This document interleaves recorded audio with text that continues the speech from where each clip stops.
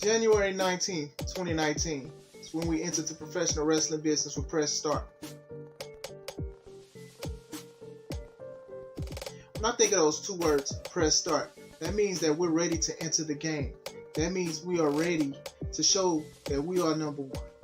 And that's what we did. When you get that cartridge and when you get that disc and you load it up, the first two words you usually see is Press Start. We've been in the game. But in 2023, it's not a game anymore. We went from C3 Wrestling to C3 Ultimate Wrestling for a reason. And we're going to show you guys what Press Start to. January 21st, 2023 at On the Square Sports Academy at Crown Point, Indiana. My name is Classic Alpha. And in 2023, I'm ready to press start. Press start. I am ready to press start. I'm absolutely ready to press start. The ARC says, press start. Press start. Press start. Man, you know I'm mashing the button.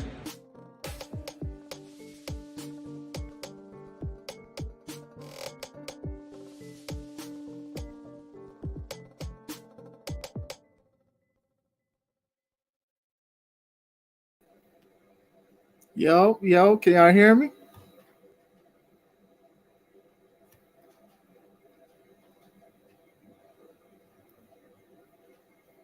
Yo, can y'all hear me? All right, cool. I'm just I always got to do the sound check. There we go. What's going on, everybody? My guest will be on shortly. He is taking care of some situations. Long time no see. Been a lot of things going on at home, at work, and everything like that. As far as wrestling, I'm done for the year. I may do a recap of the year in a few days or whatever like that. Most likely not on the weekend, but we'll see where it goes from there. Hope you guys had a great year. I know a lot of us have had a trying year, trials and tribulations, ups and downs, even failures, but it does not mean it is the end. Sometimes it is the test, and sometimes we found strength in places we didn't know we had. So I'm glad you guys have made it. Praying for people, especially around this time. A lot of us get sad and emotional because we miss loved ones and stuff like that. But, just got to be happy that we had time with these people that changed our lives, and hopefully they change our lives for the good and for the great. So remember that I love you, God loves you, and everything. So, and that's even outside of holidays. Some people just wake up and, they just feel hurt. I hope that hurt just goes away. I hope it does make you strong, and hopefully you can touch somebody else's heart that is going through the same thing. We got to be there for each other. Wrestling wise, I got to do my promotion real quick. True Privilege Wrestling has Full Circle 4. That is their anniversary show, or our anniversary show. It's in Maywood, January 7th. It had you had to switch the address. It's a different address from the original spot. Get your tickets on Eventbrite. Get them as soon as possible, because Front Row and a lot of the other ones that get sold out really, really quick. Press Start 2, we return with C3 Ultimate Wrestling. We could go through the match card. The main event is the Kang versus the Cobra, Miles Mercer versus the Elite Warrior, the Cobra for the C3 Ultimate Wrestling Championship. I'm gonna be quick because I know I spend a lot of time on this, but I love promoting stuff and I love promoting wrestling. If you got a show or something, hit me up and we can talk about me promoting it. Best of 3. Match 1 for the Urban Culture Championship is Marcelo Spade, the professional wrestling, versus the Dream Breaker, Aaron Stone. That's gonna be dope. Got some tag team action with Chaos Control, the newly formed team of Classic Alpha and Joseph Ira Credit versus Legit, who are the tag team champions. This is going to be match of the year. All of these are match of the year candidates. You get what I'm saying? So all of these are going to be dope. So like I said, you want to see this live. It's better to see it live than online. But if you are going to watch it online, then you should watch it on C3 Ultimate Wrestling's YouTube channel. My guest is here. Let me be swift with the promotion game real quick. All right, we got a triple threat. We got Mike Valentine versus Atlas J. Horn versus Jackson Stampede Larkin. Triple threat. Atlas's debut.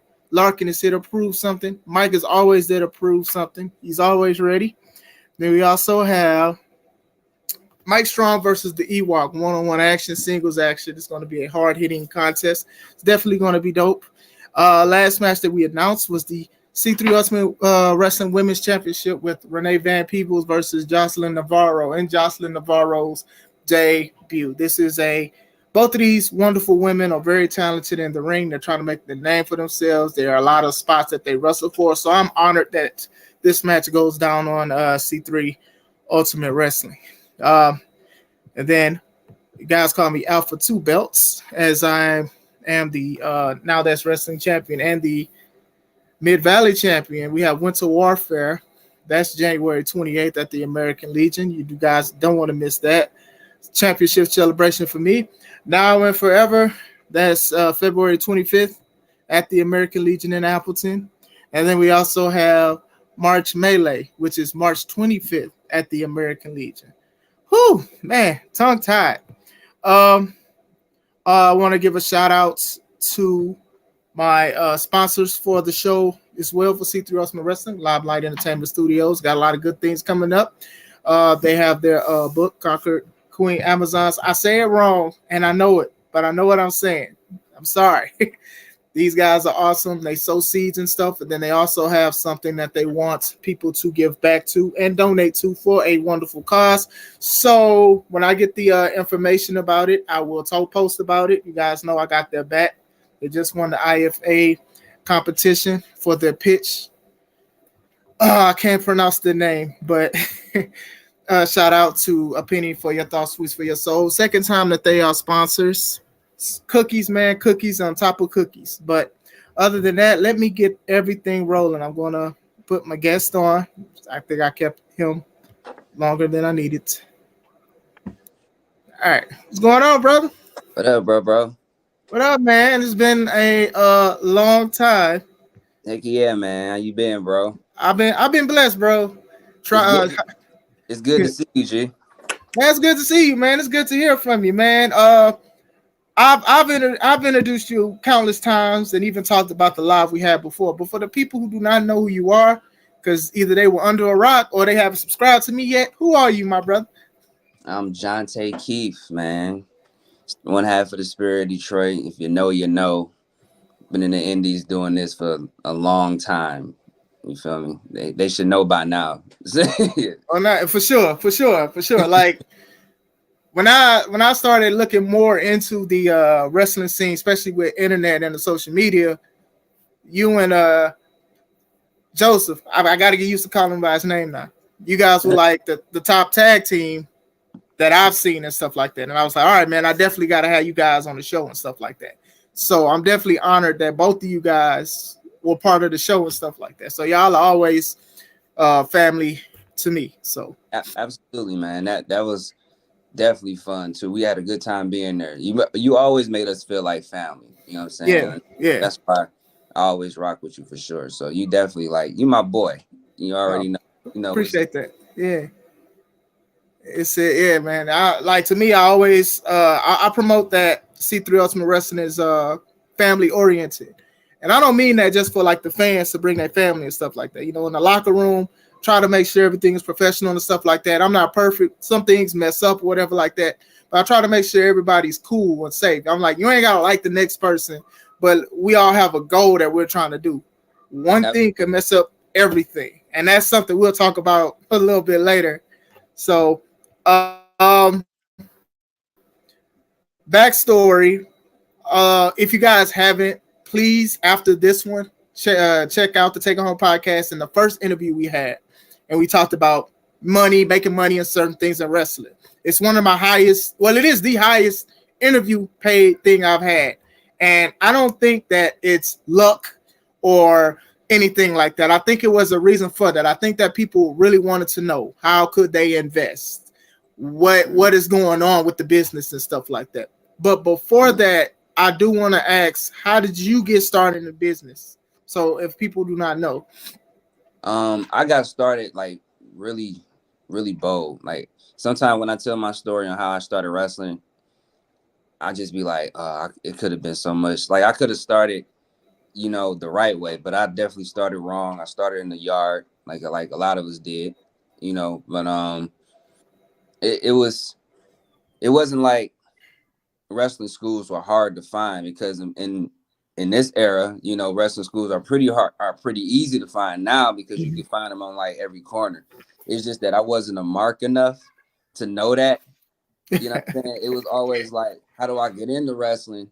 But it was still kind of like a secret. And so I didn't know like the schools to go to. And when I found out about it, my mom was like, I'm not about to pay like this ridiculous price, and we don't even know what's going to happen to you afterwards. You know what I'm saying? So you just putting your money into something and we don't know what's going to happen. You know? I get, yeah. That's like what happens with a lot of guys that train and quiet is kept. They just put they money into whoever this dude is, and just because he been somewhere or he knows somebody, didn't draw a dime in the business. No, I hear you. Hey, I've been there. Didn't do anything when it came to the business. Didn't do anything. He just knows people. He just that. You know what I'm saying? Yeah. So he's hustling, getting money, and I've whatnot. been there. Yeah. So it's like when I jumped in, I just jumped in like a regular fan would. It's just like, oh shit, I see a. Oh, I'm sorry, I ain't mean to curse. I see a. You good? I see a wrestler. I see a bunch of dudes wrestling. I want to wrestle. So that's what my mindset was. I was literally thinking like a mark. You know what I mean? Like it's like, okay, it's a wrestling ring. Boom, let's go in there and wrestle. No kind of like no mental training of it, where it's like the psychology of matches and how you supposed to do this and conduct yourself. Like completely got it in the wrong way. But I'm not ashamed of it though, because you know it's part of my roots.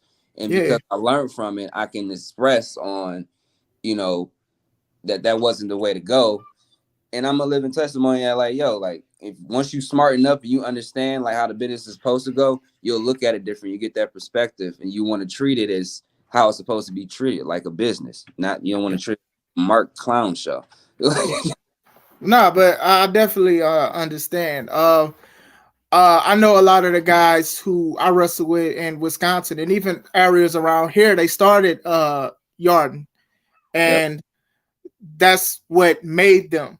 And at the same time, they matured to be more wrestling and professional and stuff, not to do crazy stuff and not to do all of this unnecessary things. And now you kind of see, especially in this year and even last year, an inflation of more yarder aspects of it, with death matches and exploding rings and blood. Not a lot of, not like blood, but like stupid stuff to bleed. So you're seeing like a lot of it. But I do know like there's some guys who started as yarders and stuff like that, and they changed, they matured. They was like, okay, well, I want to actually do the right stuff. I want to be safe and things like that. Not saying that everybody's unsafe that's done that and stuff like that, because I've been to a Fed, people, majority of them were yarders and stuff like that, but they wanted to get better. You get what I'm saying? Yeah. They wanted to learn the business. They respected it, the business. The thing was, like you said, it wasn't a lot of training areas and stuff like that. And it was more of a spot where people were just having fun hitting each other and stuff like that. I don't do that kind of stuff. I don't do that. I don't just hit anybody. That's me. But that's what's lame about it, because you know, you got these dudes that's just playing. They just putting moves together. They're not really teaching you on like how to actually think about this. You know what I mean? Like that's weird to me. Yeah, and that's like, it's very popular now, because like you said, like we switch it up to like death match and all kind of stuff. You get what I'm saying? And it's like some people are actually reverting either back to it, or they're going to it because it's so popular and they want to get booked and they want to wrestle, and they'll jeopardize their health. And then that next morning you gotta dang dog, that's a GoFundMe page. So you get what I'm saying? So man, that's true though. That's super fast, because when you, and that's, I want to talk about that too, like the whole GoFundMe. I don't have a problem with the whole situation when people get a GoFundMes and whatnot, but like wrestling already hurts as it is. So when you putting death matches and you putting all this other stuff, you know what I'm saying? You putting all this other stuff on top of that, like you just adding more injury to what you don't even have to do none of that shit. Like honestly, you don't have to do none of that. Like, and you can see like it's a divide for real between the wrestlers that actually take the business serious, and then you got the guys that are still stuck in that indie mindset where it's just like, oh, I want to go out there. it's a big divide right now, clearly. And if you don't see that, then you just, I don't know, you probably blind. But it's, if you want to be on the show, you either want to take your craft serious, or you want to be out there and you want to do fake fight routines, you want to do death matches, you want to do stuff like that, make the business look even more fake and stuff like that. Like bro, like a lot of the old heads, they'll sit here and say the exact same thing that I've been saying, that the old heads literally be saying, but it's like nobody listens to them. But I'm like, bro, I've been in the business for a little minute now. They all been saying the same thing literally for years. It's just nobody nobody been catching on to it. Instead, they start to see, like, when you look at some of these matches, and you be like, dog, what are y'all doing? Like, this looks completely phony, bro. Like, it's completely fake. And everybody does like the same fake shit. Everybody. Like, as workers, we all fall into the same category as, like, it falls down on us because we the one that got to produce this. We got to be the ones that's being in the ring and has to take people on an imaginary ride that they never been on before. So how do you go to a show, a wrestling show, and you see somebody that's literally cooperating with each other, and you talking about some, all right, it's time to suspend y'all belief. Why would I suspend my belief when I'm looking at y'all doing the fakest, like everything y'all do right now is fake. Now y'all insulting my intelligence. But then they want to come back and say, well, you should just enjoy the show. No, I don't want to enjoy the show if you're doing something stupid. Like, you know what I'm saying? Like, the shut up and watch wrestling. That was the topic I was going to talk about today. Like I think with that is insulting my intelligence, and it is very disrespectful when you say shut up and watch wrestling. Just shut up and watch it and enjoy it, because now you're calling me just a useless consumer. My money doesn't matter. My opinion doesn't matter. So why would I want to watch or invest? There's so many wrestling shows out here, good and bad, and it's like, why? If I'm saying I don't like something. Majority of them are bad though, and that's not. You see what people don't realize. I'm saying Hey, look. This is called the Take It Home podcast for a reason. So, I'm not disagreeing with you at all, brother. Trust me, I'm not. I just do this. You get what I'm saying? Yeah. I understand. Listen, I'm not disagreeing with you. I post about stuff. I say stuff. That's it. Hey, look, that's it. Some people know it's bad, but they want the money, and they book people who are unsafe. Yeah. But they're popular. They're on other companies that's on TV and stuff like that. They book them. They come in. They do some horrible stuff, bro. But that gets them. You know what? Let's talk about it. All right, so remember, was it last year when it was Chris Jericho versus Nick Gage? And Nick Gage is like a notorious deathmatch wrestler. He got on there, the pizza cutter thing. That was a situation in a controversy. All of a sudden, some people saying now they want to do death matches and deathmatch king. Dog. Yeah, so you got it. Yeah, hey, look, hey, hey. Bro, because not you going. I'm telling you, gonna get me started. I'm not gonna stop. Hey, look, I ain't compromised, to be honest. Hey, look, I got my own stuff I'm trying to do. I'm trying to help people with wrestling. I'm still learning too, but some stuff you got to call a spade, and how many books you got, because you just got to really talk about this. You know, me and you and a lot of other people who listen to my stuff, we love the business, right? We care for it and know that we got to protect it. So it's just like when anybody can come in just because they're making money. See, that's the thing. The end goal, yes, can be to make money, but you have to respect this business. And just because something is unsafe, goes viral, it does not mean that you should do the same thing. Many GoFundMe pages, bruh, they don't even reach the goal. They really do not. Real shit. They don't reach the goal, and you have to make like a certain amount to even get the money, period, or they'll send it back. That's the thing. A lot of and don't that should like ring a bell in a lot of people's, you know what I'm saying, in the indies as a whole is just it's all messed up right now. Because if that's the case, if you see these deathmatch guys going out there putting their bodies on the line for whatever reason, doing what they're doing, and you don't have no insurance, some type of something, you know what I'm saying? Yeah. Some type of something where they have to still make a GoFundMe. Now what how that sound, bro? I still gotta make a GoFundMe. Yeah.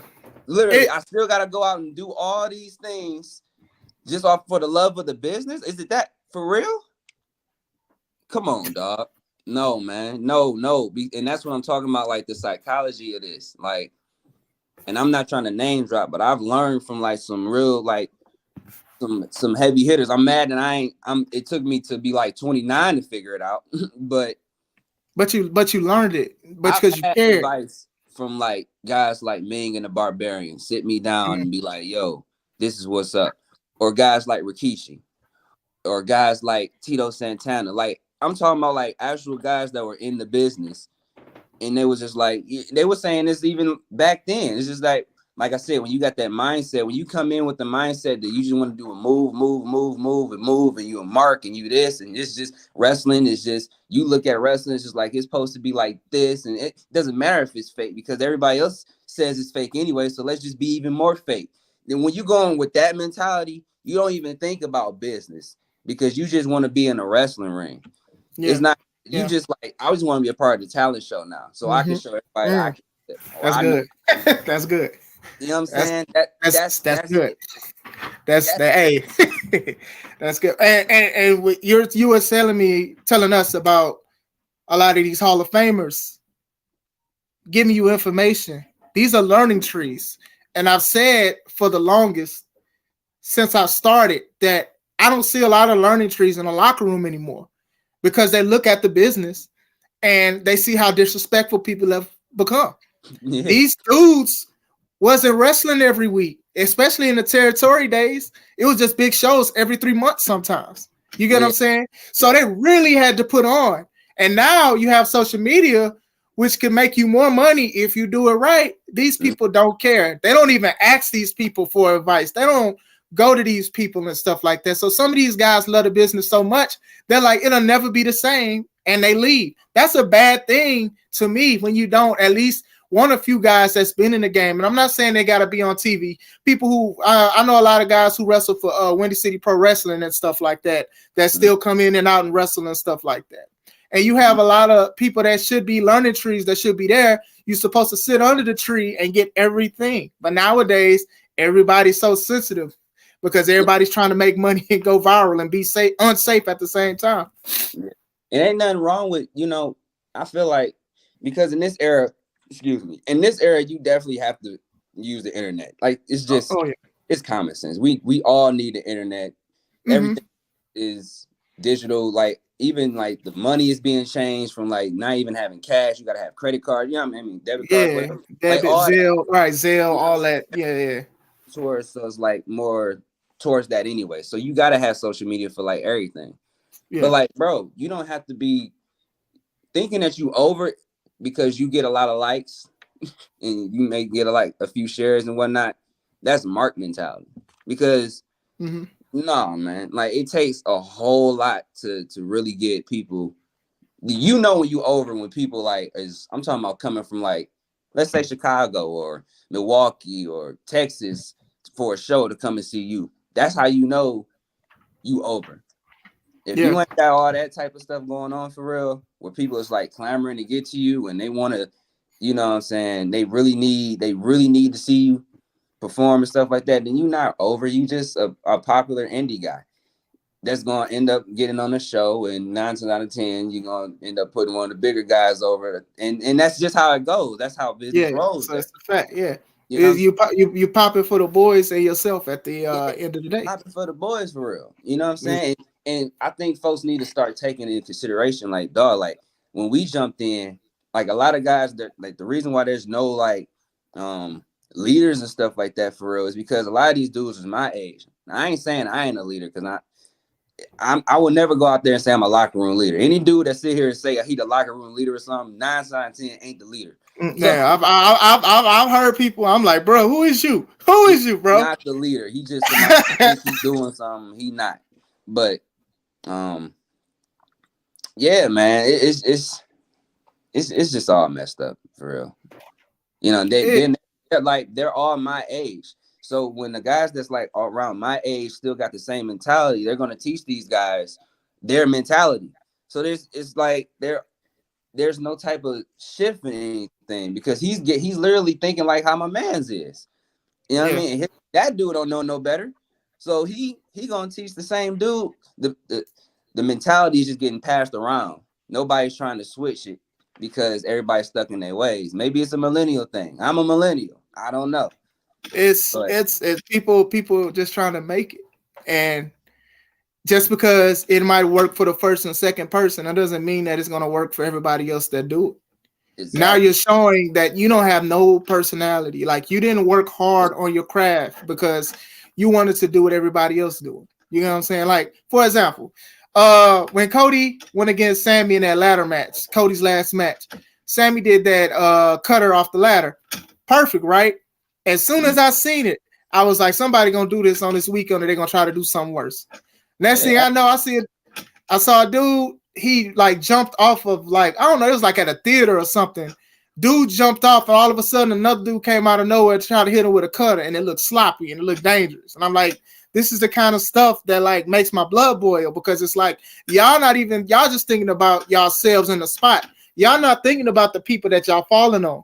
At all. You know what I'm saying? Like you gotta... They definitely not thinking about the people that they just fell on, and they damn sure not thinking about how that shit logically makes sense. Like even when I did my dives, you know, some of them were dumb as hell, but at least I had like 5 different people, not landed on those people. You know what I'm saying? Some of these folks don't even be landing on nobody for real. They be going like, they still be standing there and they just be like cringe up and still drop them. I'd be like, bruh. Yeah, especially like it's bad enough if you just staring at them climb up. But then when you miss or don't catch them like they're supposed to, you shouldn't be wrestling. You shouldn't be wrestling, dude.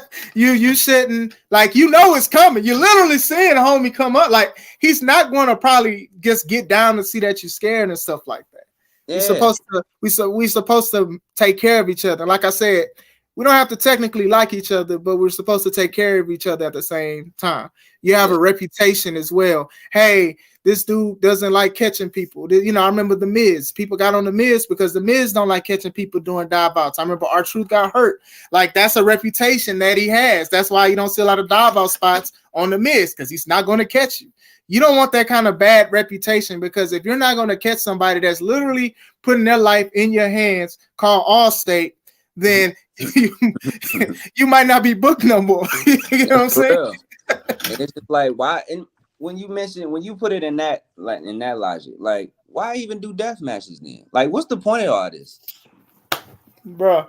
Because when you like, I don't get it. You know, I know folks that do it. You know, me too. Yeah, me too. That's just I don't know, bro. Like, I kind of gave up on trying to figure out why folks do it, because I know I would never do it.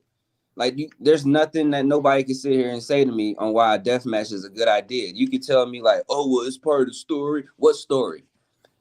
What story? Because if you think about it, bro, we're going into this, and everybody knows that it's a work, right?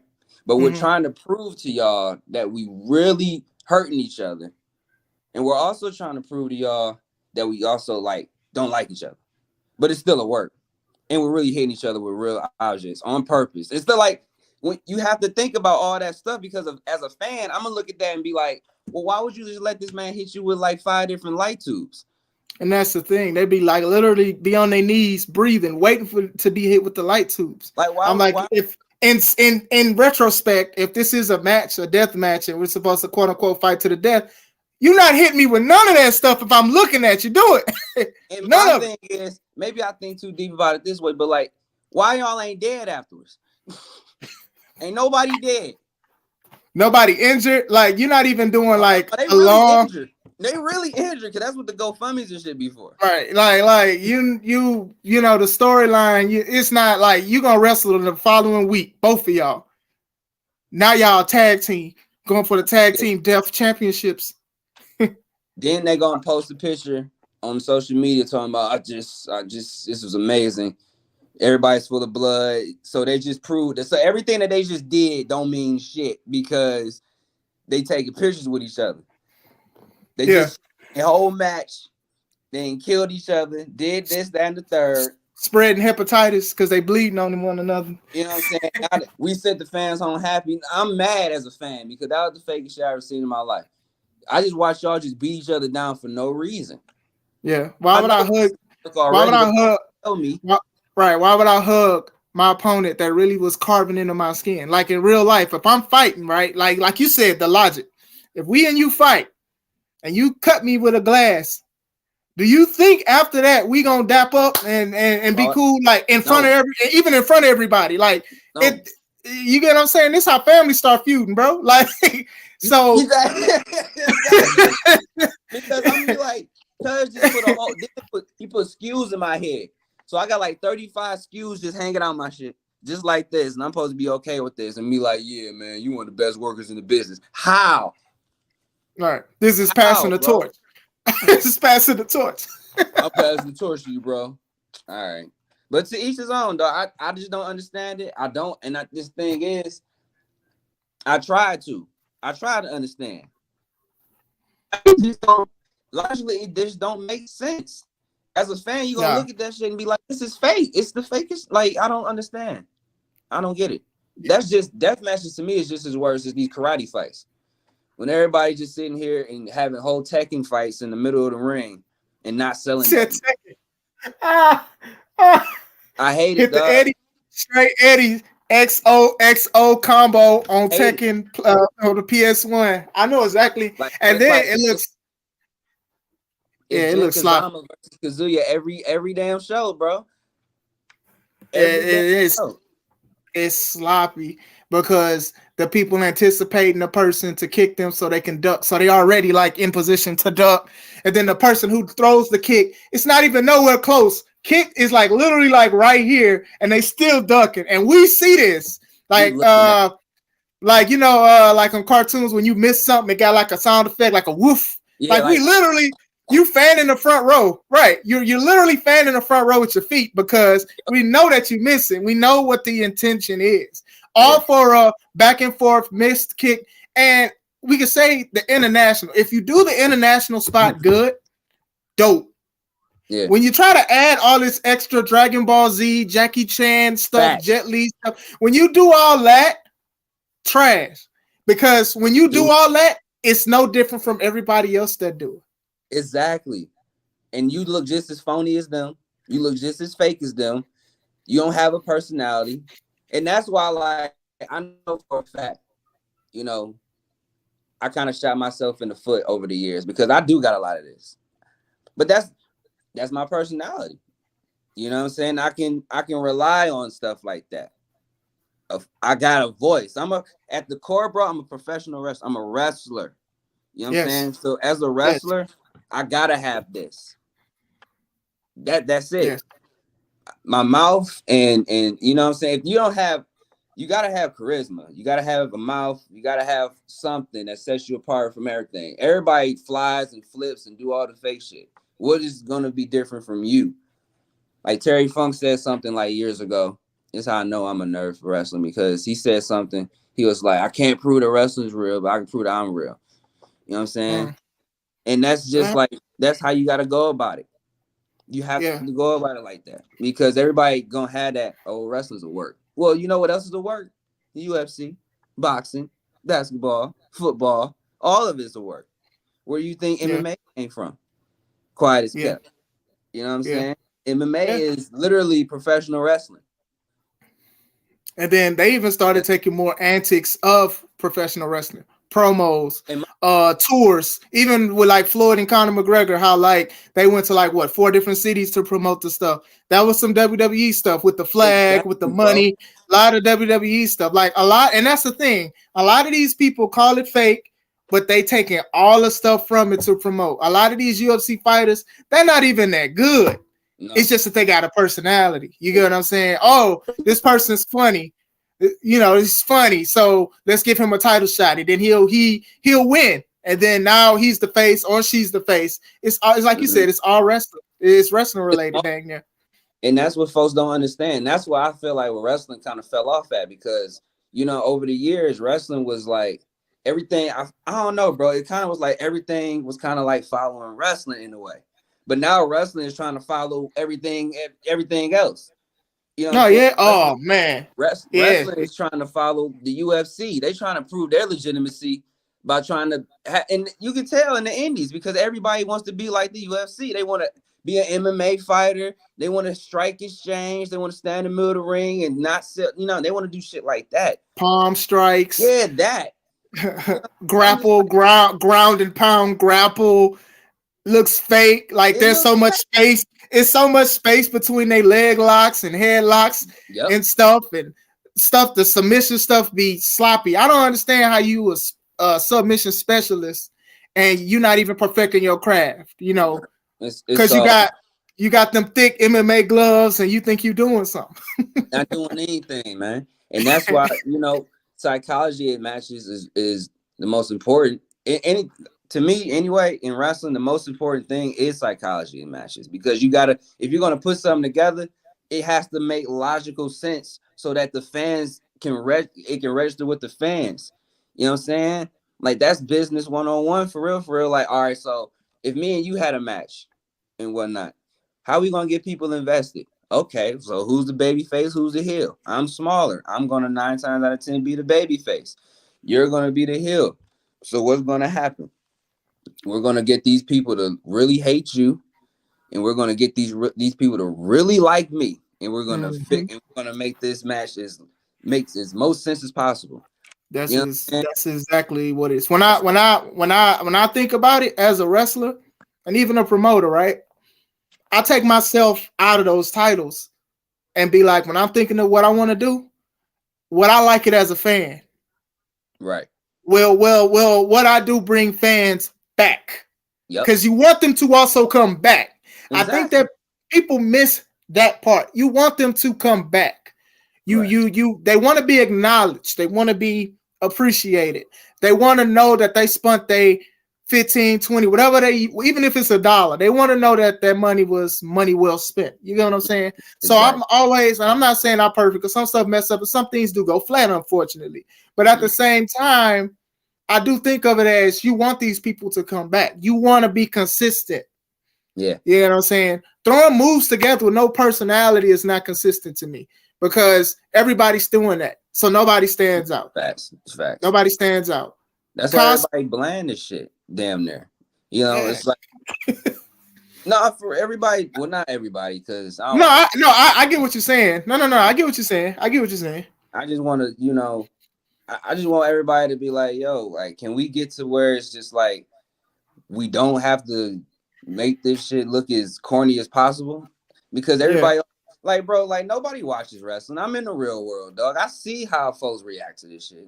You know what I'm saying? Like, you got to practically pull people's legs sometimes. Be like, hey, look at this. Like, wrestling. What am I watching wrestling for? Like, everybody says, like, man, it ain't what it used to be. It's watered down. It's blue. It's Then they see something in the indies and be like, what the fuck is this? You know? Yeah. Like, I got my homies that I work with. They send me the what the F stuff or stuff that they like.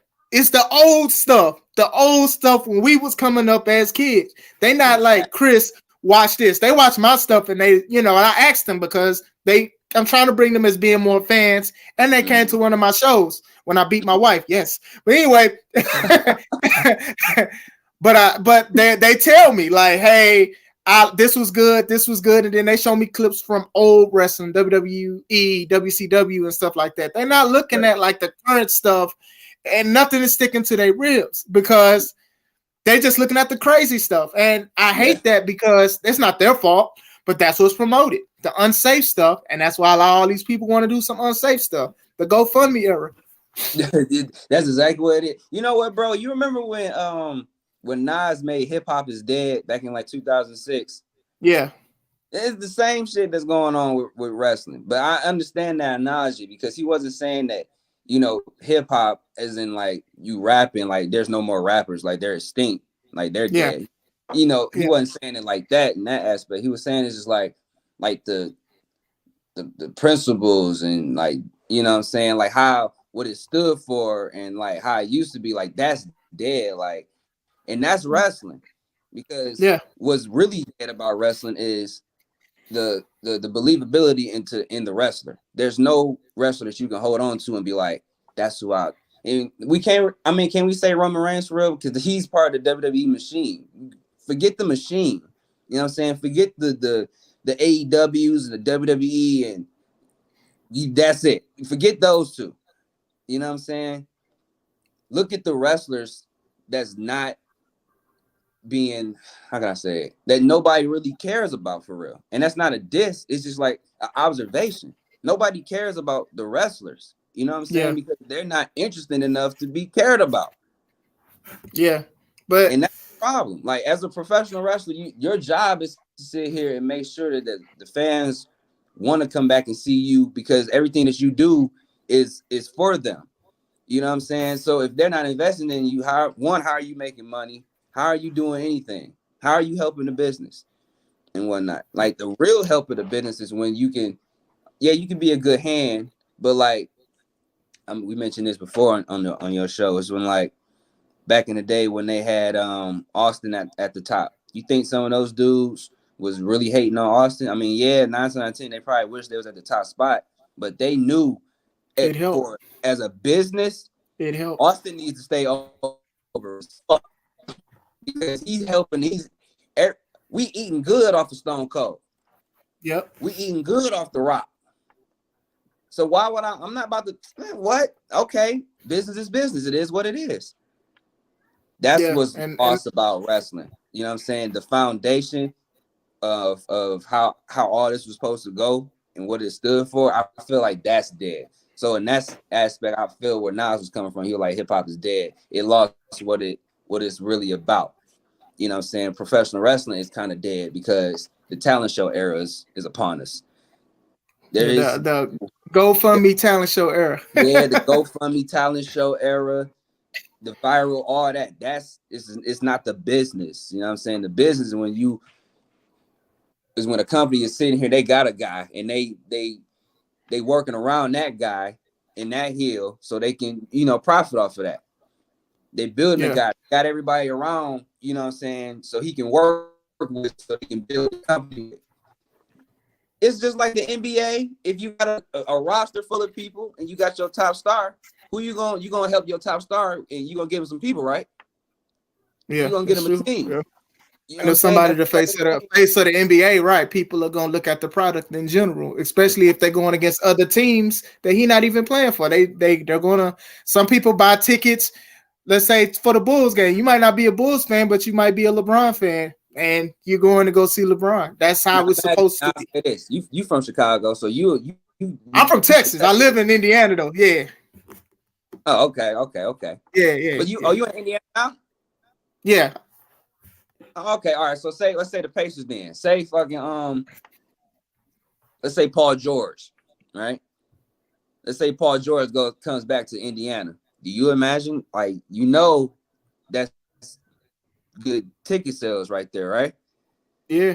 You can market that. Paul George is coming back. So I mean, obviously that's a bad zone. He's like 30-something, but I'm saying, like, if he was I get what you're saying. He won't be the top guy now, but that's just like, yo, if they brought Paul George to Indiana now, you know what I'm saying he was like, what, 20-something years old, they gonna do what they gotta do to protect Paul, you know what I'm saying, and he's their guy, that he's the one that they're pushing, and the other role players gotta act accordingly. So, you know what I'm saying, like, it's all a business, bro. Everybody gotta play their role, they gotta play their part, and if you happen to get over, you know what I'm saying, if you happen to get over, like, you get organically with people, then shit, yeah, y'all can start talking about something different because the people are invested in you now. They're invested. That's the word though. Invest. Yeah. The big thing is invest, and that's not even just for fans. That's just as a wrestler or even a promoter. You have to invest. You know what I'm saying? With Stone Cold, for example, what he did, not even just for WWE, but for the industry alone. People know who he is. You know what I'm saying? Like, even if he didn't wrestle this year, people know who he is. Hogan too. Like, people know. People are iffy about Cena, obviously, of course, because he's the last one. But people know who some of these guys are, or whatever like that. And sometimes that make people say, hey, let me look at some old stuff. But then eventually, trust me, and if you start looking at old stuff, you'll start looking at new stuff, or the other way around. Like invest. And a lot of people get mad because not all, but some companies, even on the indie level, they do invest in certain guys because they want their company to grow. So you can have the most evil guy and then have him beat a lot of the guys who, people hate him so much they will pay to see somebody knock him off the top. Or you have the good guy that is willing to fight anybody at all times and stuff like that. So it's always great to invest. As a wrestler, we got to invest. Make sure our moves are clean. We go to training. We take care of ourselves. We avoiding GoFundMes. We getting insurance. I know that can be expensive. I know it can. We like doing the right thing the right way. We protecting the business. We're being professional. We're not sitting here just trying to be a heel so we can be disrespectful. There's a different way. There's ways to it. You know what I'm saying? So absolutely, there's ways to it. And then, like I said, man, it's just, but you never put all your in one basket. I mean, but what does that mean though? Like, as far as what? Like, yeah, that's true. I agree. That's Atlas. That's the OG. What up, Atlas? He'll I'm sure he's still listening, but he'll talk about it. Yeah, I agree for sure. You never put your eggs all in one basket. I ain't gonna lie. I made that mistake. You know what I'm saying? Especially like I started wrestling like I was still in high school when I was doing shows. You know what I'm saying? I was barely out of the 11th grade on some yard shit. You know what I'm saying? And then by the time I jumped into the business, like my first pro match, I was 18, wrestled in Southwest Michigan against Briar Willington.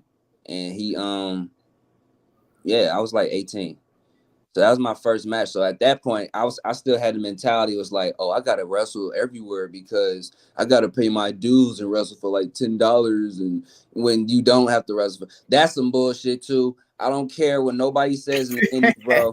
Like, first of all, when you go to school somewhere and you graduate from somewhere, do they start you off at some like 10s, whatever? Like, nah, like no. Yeah. In wrestling, and that's another thing too. Wrestling is like an under the table ass gig and whatnot. You gotta think about it. You know what I'm saying? There ain't no scholarship for pro wrestling. It's a who you know. You gotta know somebody, and they bless you in. And before you even get blessed in for real, they gotta know that you're serious. So they gotta know that you're not gonna do nothing ignorant by like exposing the business, telling the secrets, and you know what I'm saying, and just doing everything to expose the business that's even more exposed. So, whatever I expose ain't been exposed already. You know what I'm saying? So facts. No, facts. Even Atlas' comment about never put all your eggs in one basket. I definitely feel that, especially when it comes to a wrestler with a promotion and trying to devote yourself to a one company and stuff like that. You just never know what the end game is. Some promoters aren't the same. Some is in about just making money and what's hot and what's not or whatever like that.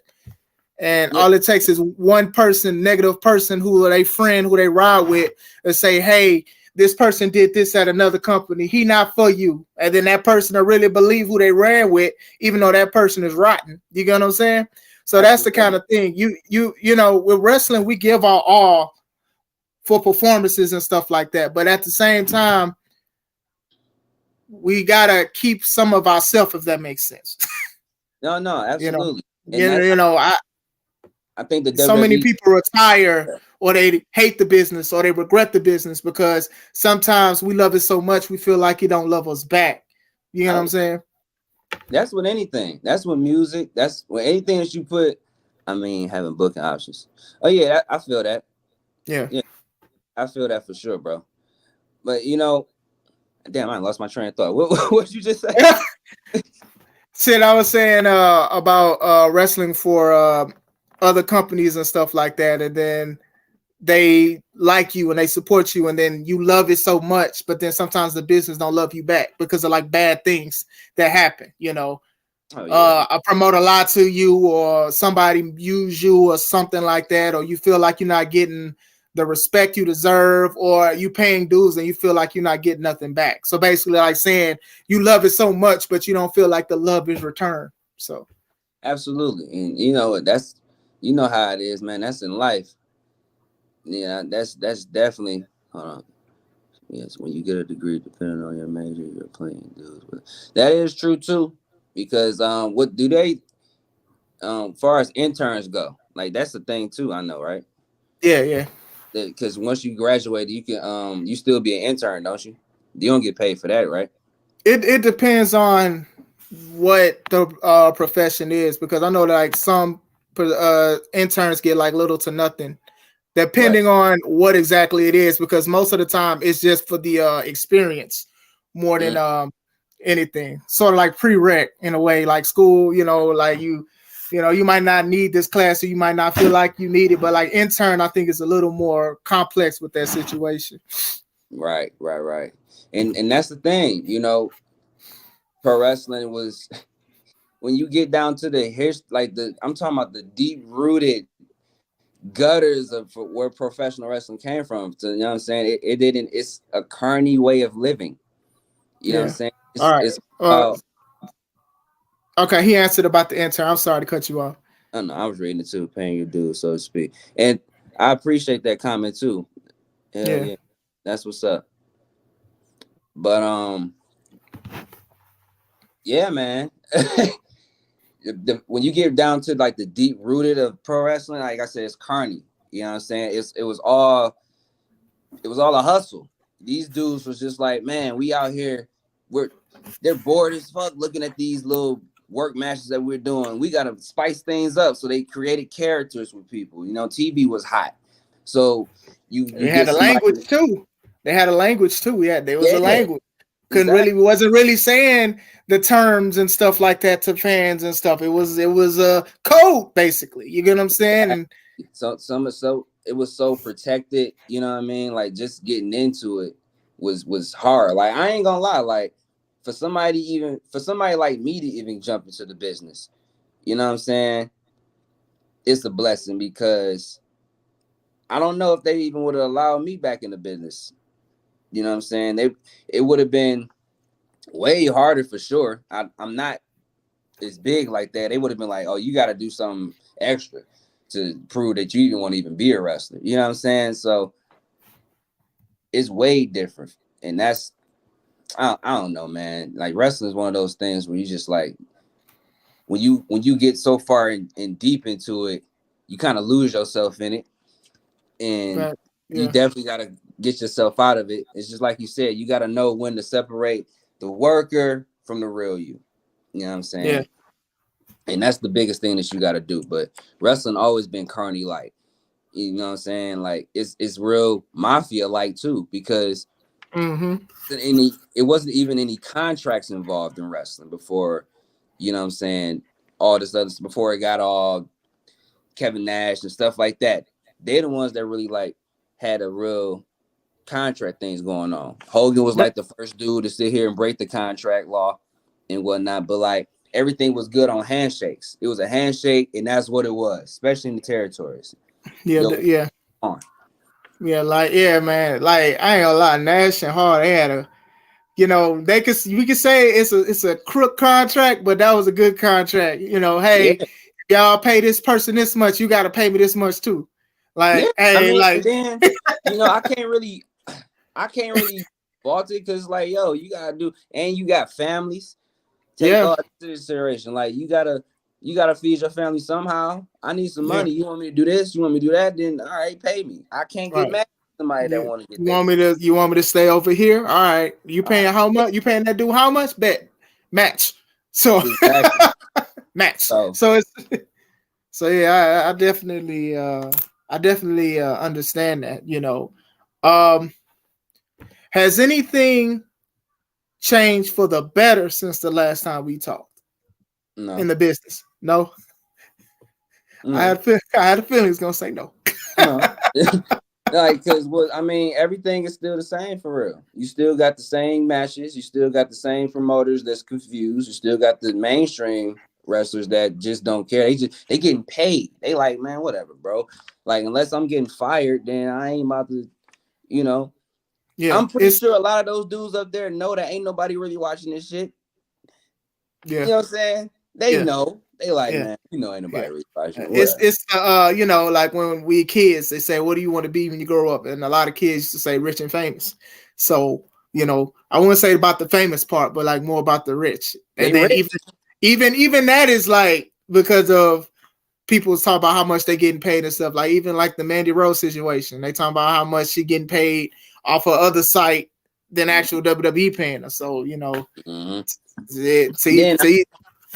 And then I try to stay out of people's pockets as much as I can. You know, I never really was that dude where it's just like I'm pocket watching, like what you make. I know you. Right, You know, right. I never was that type of guy because you never know what people go through to get their bread. You know what I'm saying? So For sure.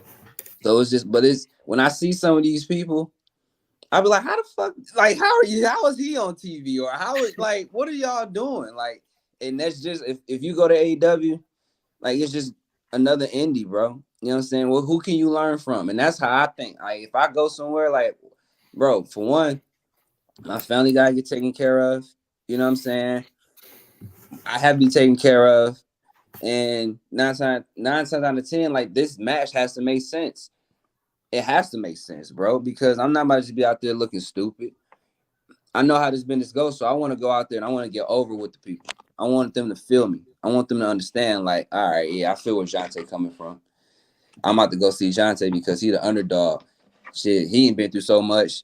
He ain't had his shoulder messed up. He ain't lost his cousin. You know what I'm saying? Year 2022 it was kind of up and down for bro. Like I'm rooting for him right now. Yeah, You know what I'm saying? you know, same here, bro. Like, bro, everybody got their trials and tribulations, and sometimes even the story will make somebody connect. That's why investing as a wrestler, promos and stuff like that, the pain that you have, use that in the promo or whatever like that, or the joy that you have, or the resolution that you have. Like, use that for a good thing because everybody doesn't go through the same thing. And sometimes people go through things different from people, but sometimes we people, so that we got to connect. We have something on earth in common. You get what I'm saying? And we have something in common. Yeah. So absolutely. Yeah, for sure. It's just like, you know, everybody, you know, the x-axis, we all on earth, we all have some kind of connection somehow. You get what I'm saying? So even as a you know, a lot of people like the bad guys, the heels and stuff like that. A lot of people like the heels because they don't like nobody. See, that's how the connection you see how the connection goes. It goes like that. I don't like people neither. I like this person. He don't like me, but I really don't like him neither. But I'm invested in him because he's invested as the person to hate.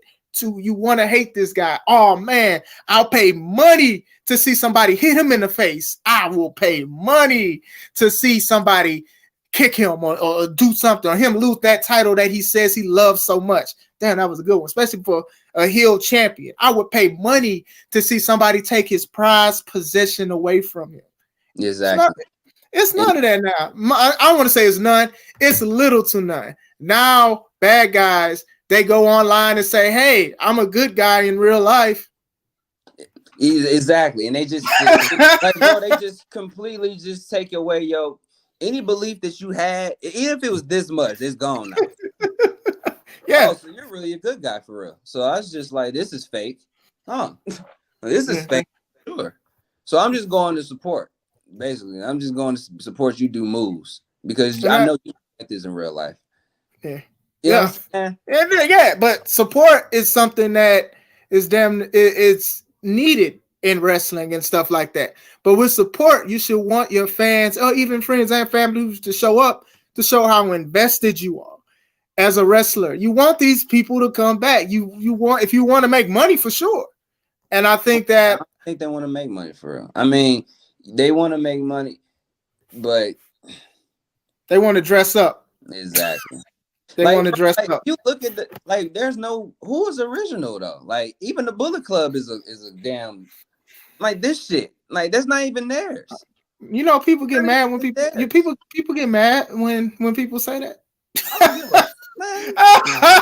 Like, look, my thing is this.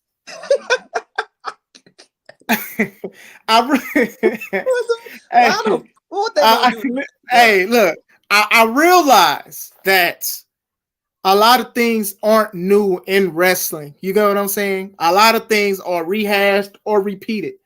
But there you can also make it your own. I'm not even saying you got to turn around and say I got this from such and such, but you have to make it your own. And I think the problem is people don't make stuff your own. Bullet Club was a big thing on the independent scene, right? Because it was very big. Nerdy versions. True, but they couldn't get ass if they wanted to. Hey, but it made money though. It made money though. Bro, I was there. I was in the trenches. Yeah. I saw all this with that wave in the Indies from like 2016 to 20. I was in there. I saw it all. Yeah, I was like 4 years in the business, and and look, it was a good little wave. It was. I saw wrestlers who wasn't even in the Bullet Club had gear that was similar to the Bullet Club, bro, because that was the thing that was popping. I looked at this dude tights. I'm like, bro, you're not even part of the Bullet Club, but you got something that looked like the Bullet Club. So that I will say this though, they did have some serious wrestlers in there. Not all of them were serious. They made them a lot of money. And put some of those guys on the map even today. You know what I'm saying? I think that it really only helped like Kenny and the Bucks for real. It's really it launched them. I mean, but if you in New Japan, you know what I'm saying, they bread over there, they yen. Like however you make over there, that's on you. But I'm counting America. When you in America, like who from the Bullet Club that I know? I mean, you got what AEW, you got AJ. I mean, Kenny, the Bucks, and they run the shit. That's their shit. And then on the WWE side, you got AJ and Finn. They was the only ones in the Bullet Club that everybody really gave a fuck about for real, kind of. Right. All right. What about you? You didn't care about Doc Gallows and Carl Anderson, bro? Oh, I mean, you didn't care about the OC, bro? Machine Gun and Carl Anderson. You ain't care about them, bro? You ain't care about Festus, bro? You didn't care about Festus. I remember when I remember he was like Festus in like 2007 on SmackDown. Festus, right. Yo, and I'm like, he was the Imposter Kane. You don't care about Imposter Kane, brother? I don't know. Come on, man. All the work he done put in. Nah, I don't know about that. The dude who made Inoki upset because his match was so bad, bro. Festus, bro. Come on, man. Come on, man. In the words of Boosie, come on, man. Like, come on. Come on now. but I get what you're saying. And even then, like, making it your own is very difficult when you're taking aspects from more than one faction and more than one thing. So that's the thing. We remember it because it was a big thing and it made them a lot of money and it helped some people. But at the same time, you know, it was a lot of copy and paste. Bruh. You know, like there's things that I'll be like, okay, this was done before, but how could I put my spin to it or whatever like that? You know, that's real shit though. And I definitely agree with you. You are 100% right that you got to make something to your own. Absolutely. Because you can take some inspiration from somewhere and make it to your own. Remember the Kurt Angle Invitational? Now, if you know I know you do, but if you know your history of like the business in itself, you know what that gimmick was, right? It was a carny dude that go out there and beat up regular smos for money to prove that he's a legit wrestler. It was a Kurt Angle Invitational. It was his version. He would go up and every hometown dude that he found, you know what I'm saying, he would do exactly what the carny dude would do from back in the day, and he'll beat him in like 2-3 minutes, and then next challenger, Kurt Angle Invitational. That's history. You remember Chris Masters' Master Lock? The Master Lock Challenge, yep. He got that from a dude in the territory. Yep. Big dudes be having body slam challenges. Like they like say they over 500 pounds. Who can body slam this person and stuff like that? You win $5,000 and it'd be like the heaviest dude. And you know that, you know, They all made that into this. So you can take stuff from the past and you can make it your own and stuff like that with just those two examples. When you just completely rip these dudes off, I'm like, bro, like no, and it's not even like they trying to hide it. They chew. Remember how Shawn Michaels would chew his gum in the match? Triple H, chew his gum in matches. The Bucks do the same thing. They act they characters. I know. Everybody is being somebody different. They're being that. They're not even being themselves. I get what you're saying. That's No, everybody in the indies. They do the same thing. They walk like them. They talk like them. They do everything like them instead of just being who you are or trying to find something. If you knew it, that's why I say you gotta know your history to know what the hell you're doing. And that's just not even. That's with anything you do. Yeah. If you whatever you do, you got to know the history behind it. Because what the hell you doing it for? Like, right? You gonna look you got stupid. people saying that they did it better, and I'm like, what did they do better? No shade to them, but like, what did they do better? You know, I think with the internet, you get more eyes and stuff like that. It's a different time period and stuff like that. You know, internet is basically free for a lot of people. It's a different time or whatever like that. But to say like they were bigger than NWO, it's just like, nah, bro. You say something like that. That's just, that's Mark shit. That's that Mark mindset. Yeah, you can't. No, like like you can't do that. And people need to think just because you're on the internet, that doesn't mean that it's the majority of people who watch wrestling. Like exactly, bro. Just because you was a nerd and you sitting here watching, bro. You know what I mean? Lists I'd have been left off of. I've been left off the PWI, everything. I've been left off of fucking the BWI. Bro, me too. Hey, me too. I ain't even mad. Like I ain't even mad because I'll be like, bro, y'all only care about like the first 5. Then y'all just find black wrestlers with their names and y'all just type it under that. To me, that's personally disrespectful. Dang, boy, you got me in there heated. It's disrespectful. It's disrespectful because all y'all doing is because y'all know that most people just gonna look at the top 10, maybe top 20, and then after that, y'all just go on Facebook or Twitter or whatever and say list of black wrestlers, and then some of y'all, it's not a thorough list. It's definitely not thorough at all. Yeah, it ain't at all. It's the dark shit because I never in my life. All right, I'll say this. I used to be on WWE.com, but I was a mark before. You know what I'm saying? But I ain't go to the point. I didn't know anything about the indies until I got in the indies. You know what I'm saying? Yeah. Because I'm like, bro, if it's not, I'm a casual. I'm literally a casual. I know I'm a casual because the shit that I see now is the dumbest shit ever. I'm like, what is that? Yeah. It's stupid. So I'm like, yo, everything that's going on now, for real, it's just so ass backwards, y'all. It's just I agree. Bro. I agree. It's just so ass backwards that it makes your head spin on how it's like, bruh, how can we get this? How can, as a worker, all right, as a wrestler, because I'm a wrestler, how in the hell can we turn this around? You know what I'm saying? To where it's, I mean, yeah, I gave reasons on you gotta get over and stuff like that, but bruh, it can't just be 1 or 2 or 4 or 5. It can't just be a little amount of people, you know what I'm saying, that takes the business serious when you got the rest of the clown show over there doing everything stupid, because that's what's getting most of the attention, the clown shit. Yeah. The clown shit is getting most of the attention because you like, as stupid as it is, you got to see more because that's just how dumb it is. It's see, the thing is, bro, I'm with you and I hear you.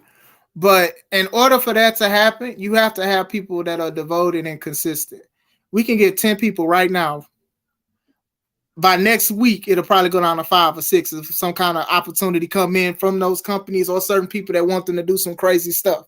You get what I'm saying? Because they want that opportunity. And it's not to knock those people because, let's be honest, a lot of us want wrestling to be our main income. We want to provide for our family. This is something that we love and stuff like that. So it's just like, don't compromise yourself just to say that you did it because you want to be in this business. You know, I don't, let's say 2020, right?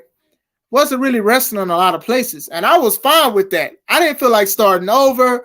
I didn't feel like dealing with certain things. And I was fine with that. But I knew who I was at the end of the day. You know what I'm saying? Right. I wasn't about to do nothing crazy and stuff like that. And then I'm looking at some of these people who have matches and what they promote. And I'm like, nah, Classic ain't going over there. You know, and that's fine. Who's ever listening to this, that's okay. It can suck or whatever like that. But I say just keep fighting. Just, you have to keep fighting. You know, don't lose your morals and who you are for the business. You know, we give a lot already. Just continue to learn and grow. Find a learning tree. That'd be my main thing. Find a learning tree and just sit under that mug and then just let these mugs talk and listen. They'll tell you how to make money. We too busy thinking about the people who've been on TV, and that's the messed up part. The people that been on TV didn't start off on TV. They had to learn from somebody who probably was never on TV. So, yeah, that is true. That is very true. And then some of the people that's on TV now, you know, they never been on TV, so they learning they damn self. You can tell with people that, bruh, it's folks are so green on TV. Yeah, and they just look nervous. You know, and then I was talking to somebody before that was like, they're like, do you get nervous in your match? I'm like, I mean, of course, if you know what I'm saying, it depends on like the you know, the circumstances for us. If you confident in yourself, then no, there's no reason for you to really be nervous. But if you got like a whole bunch of spots planned out and you know what I'm saying, and you about to perform in front of 50,000 or 60,000, and you worried about just that, and you know that you about to fuck up every spot in the world, then yeah, you might be a little concerned. Yeah, but nervousness, it happens to me too. You know, it does, but at the same time, it's a business I have to withhold. You know what I'm saying? Not only for the company, I'm my own business, I'm my own brand. I have to do certain things to make it look great and not disrespect. And I'm not saying people, well, I'm not pointing, but some people disrespect the business and the fans with what they call wrestling. So, well, what is wrestling though? Like, I know what wrestling is, but how do you, in your opinion, what do you think people perspective of wrestling is now? Like, how do they look at it and be like, from a fan perspective or a wrestler's perspective? No, either or, you know. Okay, well, from a fan's perspective, I can't. The bad part is, I'm gonna say this before I say anything else. I can't speak for every fan because some fans like AEW, some fans like WWE, some fans like independence and stuff like that. But to me, as a fan, wrestling should just make me want to be on the edge of my seat to the point to where I don't even want to go to the bathroom. I dang that don't want to get food or nothing like that. I don't want to miss nothing. You know, you can draw people in even after a match. Okay, you think the match is over. I'm about to go to the bathroom. Oh, no, the loser just beat up the winner. You get what I'm saying? Stuff like that draws the emotions and stuff like that. Sometimes people do like to be acknowledged. I know people don't like to say that, but sometimes being acknowledged, even if it's a heel or a face. I've seen guys like Mojo McQueen when he had the scary paint just go to a kid. Kid was just so scared. You get what I'm saying? Terrified. And then when the face came in and gave him a high five, the kid was happy. Like, hey, they're going to win. They lost, but to the kid, you get what I'm saying? It's about emotions sometimes. It is about like emotions. And it's also not being like disrespected and stuff. I'm not saying hardcore matches and stuff like that is trash because all of them are not. It has to have a meaning to it and stuff like that. It has to have a meaning. Like you really hate this person so much that you are using an object that can kill them to take them out. Yeah. You get what I'm saying? That's the thing. Like special matches should be special at the third match, maybe the second match, maybe the fourth match, maybe a championship. But when that's all you see on the card on indies and major, it's no longer special. Bro, when I was younger, I used to love table matches. I used to love table matches, bro. When I had SmackDown 2, Know Your Role. No, wait, Just Bring It on the PS1. That's all I played was table matches. You get what I'm saying? I love that. Bro, I can watch a table match every day now, bro. It ain't special. Cage match is not special. First blood match is not special no more. Extreme Rules, that used to be special. It ain't special no more. Hell in a Cell used to be special. Dang that, every match is in a cage now. It's like nothing is special. That's the thing. Fans want to feel like they went to a special event. You know, even if they just there to support, because come on, we know people, hey man, I don't really want to go, but I'm gonna support you. But if you make them feel special, and if you're special, and if the event is special, that brings people back to it. That's how it's supposed to be. To the fact of where even if they can't make the show, they'll message the company or something. Oh man, I'm so mad. I gotta do that stuff. That's what get me going sometimes. I got a lot of people that say, man, I wish I could come out there. Or I wish I can do this. Or do you have a link? Is it live? I'm going to watch it. Like, that would get me going. You get what I'm saying? Interaction is very important on a fans thing. And I'm not saying you got to sit there and talk to every fan. But if you actually talking to these people, connecting or disconnecting by being a heel, that's what works, bro. I agree. And I respect that 100%. I can give you my response. Yeah, sure, of course. What does wrestling mean to me? I mean, it means a lot of things. You know what I'm saying? It like you said, emotion for sure plays into that, because that's what this is. It's a reacting business. You know what I'm saying? If like I said, if me and you was to wrestle, I'm reacting to you and you reacting to me. Mm-hmm. You know what I'm saying? And then most importantly, we're reacting off of the people. You know what I'm saying? Those is the main ones that we need to hook are them. So how in the world do me and you come together as a collective, as creative minds? How do we come together and we make these people believe that they just saw something that they never seen before? And I don't mean by like, well, if I hit you with this Hurricane Rana and you land on your feet and you look at me like this, it's gonna get the people. That's what's gonna get everybody. No, that's not what I mean. I mean, how can we literally, with us and our personalities, engage them to the point where it's just like you said, they don't want to go anywhere because they either want to see me get the victory or they want to see you get your ass kicked. One of the two, like something like that has to happen. Like that's what wrestling is supposed to be like. It's supposed to make you, like you said, supposed to be on your edge of your seat. It's supposed to make you feel like you anticipating. So you don't know what it is, but you know something's gonna be great, and not because of the match, but because of the people that's in the match. It's the people that you got in those matches, bro. One of my favorite rivalries in the history of the business is Triple H versus Batista. And not only because it's nostalgic in my life because I was like 11 watching that build up from like 04, but it's because of how they took their time and how you literally saw Batista turn into somebody. He like, bro, I'm not stupid. Don't treat me like I'm a freaking Neanderthal, dog. I know how to think for myself. I know, you know what I'm saying? And Triple H was trying to play him like he was ridiculous. That's in real life. We go through stuff where you can have a friend where he only use you because you know your relationship. You know what I'm saying? That's it. Your relationship is this where it's at. I know him, he cool, but I'm using him because I can get somewhere. I can benefit from this dude. I don't really care for real. That was Triple H in that rivalry with Batista. He was using Batista. It's his reign of terror. They call it that. Yeah. You know what I'm saying? And I love how they just took their time and they got you to really like feel for Batista because everybody goes through some shit like that.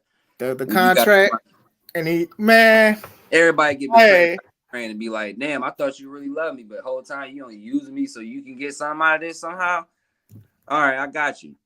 And then I gotta watch that today for sure. Cause when Batista powerbombed him through that table to sign the contract on who he was gonna face at WrestleMania, the crowd went crazy because he was like, hey, I got you, Triple H, you my friend.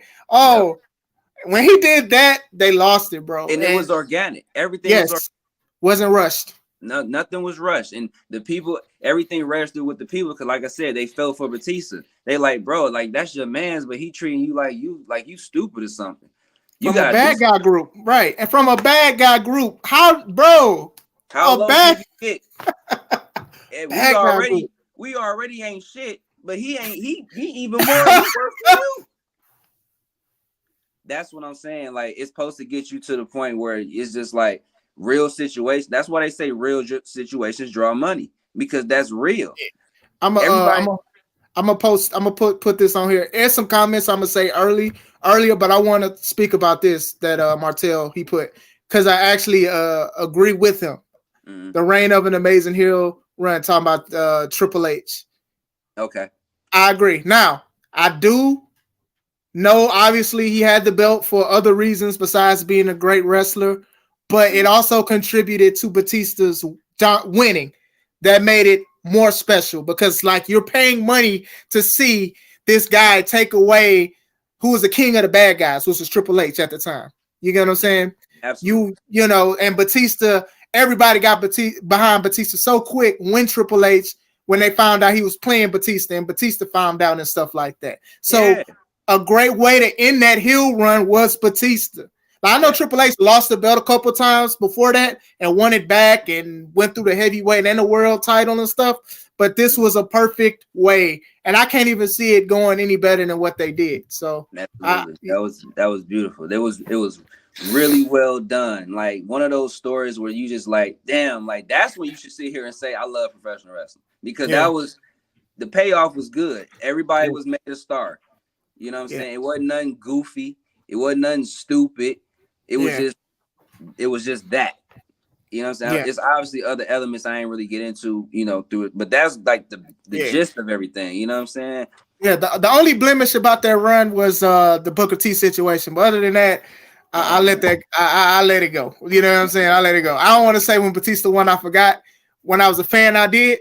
But then when I started studying and reading stuff, I was like, oh no, I can't ever forget this no more. But other than that, everything was good. I want to run some comments real quick because man, like I said, bro, like everybody was commenting and stuff, and I'm like, I don't even want to just click in and stuff, and we go off of that. So, Yella said, if I was a heel, I'm cursing out infants in public. Hey man, be a heel, bro. That's how you heal. They said, and the click stole it from someone. That's when we were talking about, you know, everything that they was doing. I heard there was some liars in there. Yeah, I heard. Yeah, man, I be hearing stuff. Wrestling is roughhousing with coworkers in order to make money off. Yep, basically, that's exactly what it is. And usually, workers they try their best to work because they want to keep their job. Because they want to keep their job. Because if they work under par, then they're going to lose their job and be replaced by somebody. But with wrestling is so different now. You could get let go by one company. They're not even just mainstream, just independents and go somewhere else. You know what I'm saying? Because people just want to run a show. Matt Michaels and Hunter Hearst Jack. He talking about the Young Bucks. Hey, that is lit. Matt Michaels. That's Matt Mike. Hey, Yella. Hey. Shout out to Yella. Hey, Kev, you a fool, Kevin. Hey, bro, I'm gonna call you by your real name, Kevin. Kevin. You wild for that one. Matt Michaels. Matt Michaels. That is the greatest name. Matt Michaels and Hunter Hearst Jackson. Hey man. Kev, man. Hey Kev, man. Kev, you gotta speak. Say, Tyler, I noticed when you interact with the crowd to do justice with the crowd, it gets them more into it. Yeah, you know, like I said, like even with interactions, right? Or even wrestling. My thing is this: you don't want nobody. I want people to pay for the food that we cook. You know what I'm saying? The concessions and stuff. But I want you to do that at intermission because that's the time for it. You know what I'm saying? If I can get y'all invested to the point where, hey, we'll wait until intermission or to go eat or to get stuff or hey, even get merch, then I'm trying to keep your attention. You know what I'm saying? Mm-hmm. So yeah, I said the best interaction he had was with Samoa Joe after Raw. We tried to get him to come to the gate and talk to us. He was a heel, so he took a few steps towards us. We went crazy. And he says, shout out to Samoa Joe, man. So, yeah, hey, man, Samoa Joe gets it. Hey, for real. Then he waves us off, turned around and left. Like, Samoa Joe is one of those guys that get it. And I was like, I can't believe that he got fired twice by WWE.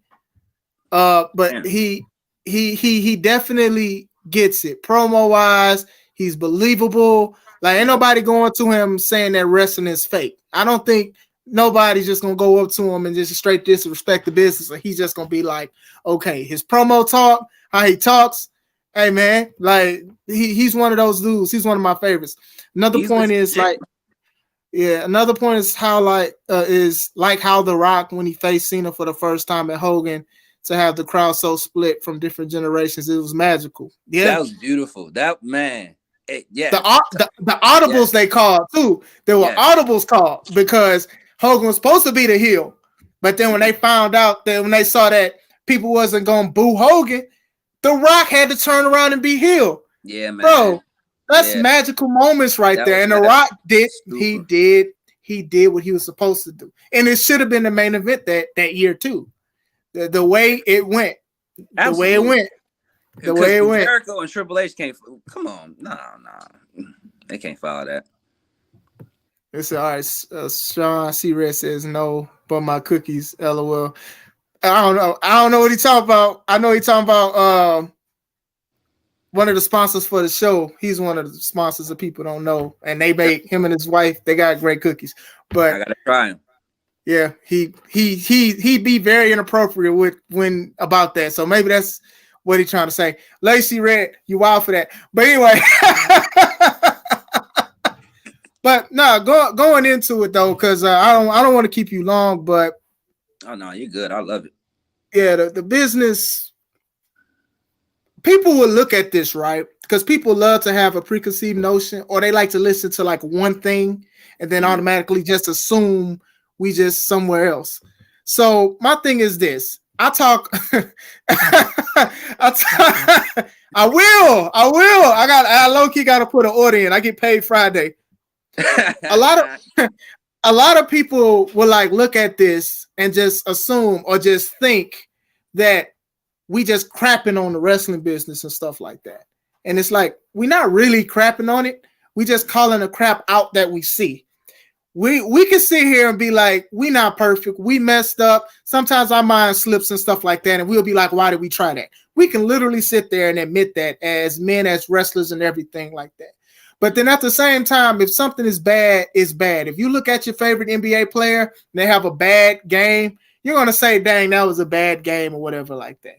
Not saying that we better than anybody, not saying anything, no negative. I want people that, especially on national TV, to do good, because that could possibly do good for me or for anybody else. You get what I'm saying?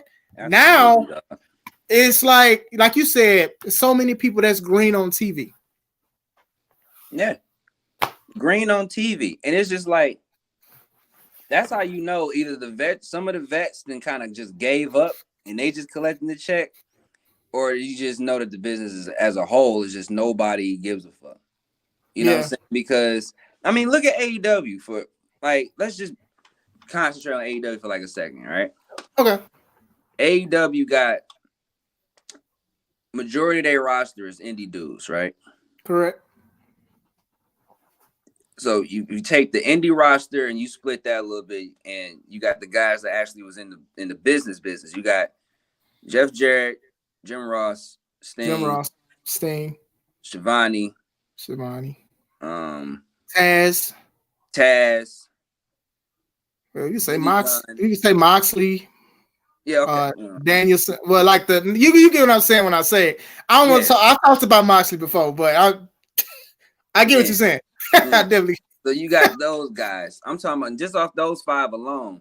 With Jim Ross alone, why ain't nobody talking to Jim Ross? Because I can answer that.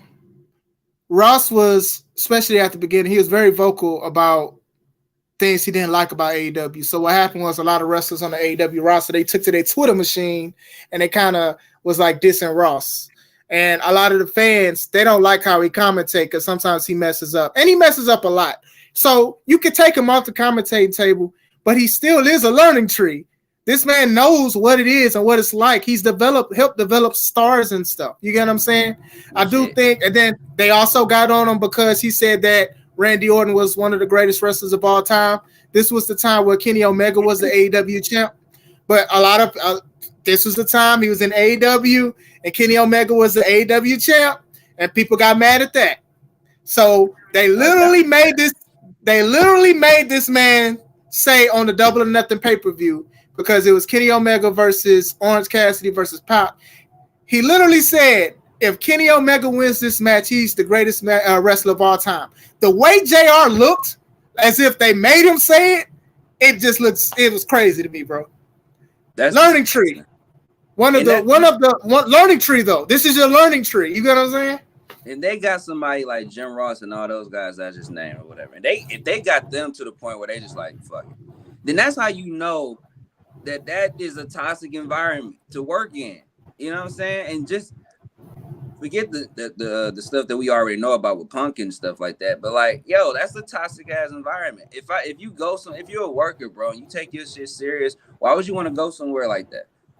Because 9 out of 10, the indie guys ain't even trained right. They can't work. They can't lead you nowhere. They can't tell you how this is gonna be.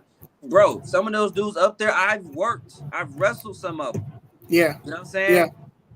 I've wrestled some of these dudes. Some of them being that. If you can't call that shit in the back, they lost when it's time to get in the crowd. Yeah, but to be fair, I will say this though.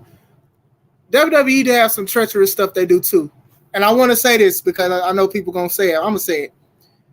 We don't know as much about the WWE stuff from what they allow us to know compared to AEW, to where we seeing people fight, they saying pull up.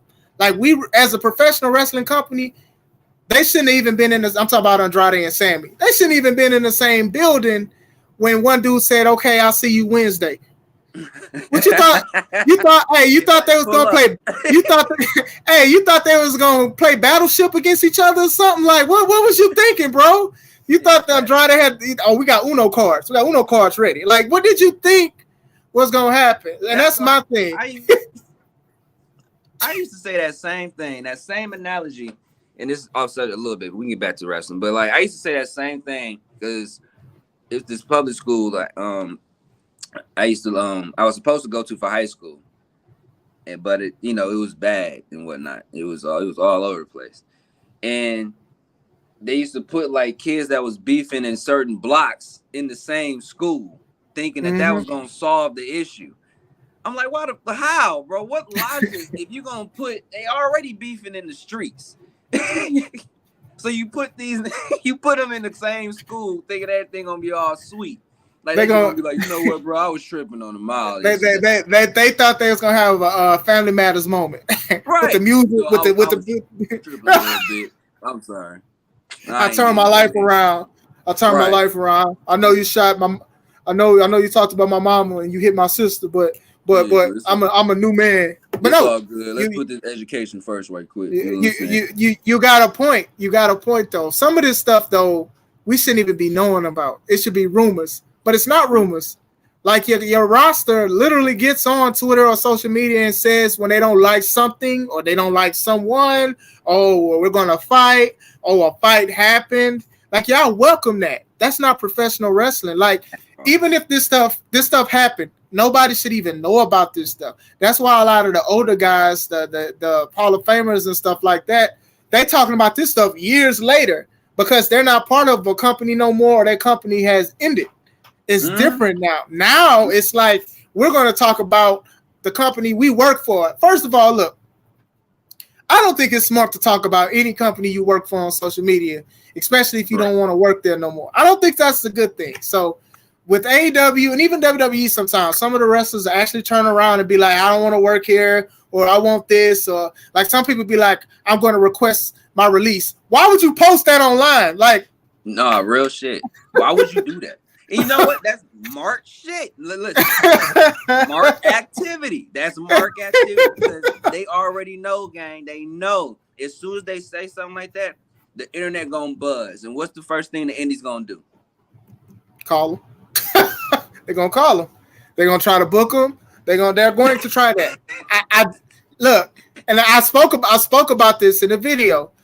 WWE is a little bit different. I don't know what AEW do, but like, for example, let's say if you got a 5-year contract with WWE, if you're injured for 6 months out of that contract, when you come back, even at the end of your contract, you still owe them those 6 months, unless they really feel no need for you. So usually that's what some people do. I requested my release, but they're going to keep you either for those 6 months or for a longer time. I'm hit or miss. Yeah. How about that? I didn't mean to cut you off. I'm sorry. No, you good. No, bro. No, we family. No, we good. I forgot. I was just saying. All right, but let's take it this one step further.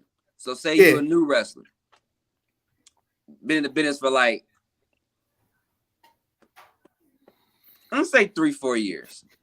You're 3-4 years in, and all of a sudden you get the call. The WWE, yo, we want you. We saw you on the internet. Boom, boom, boom. Whoop, whoop. Like, can you come to Florida?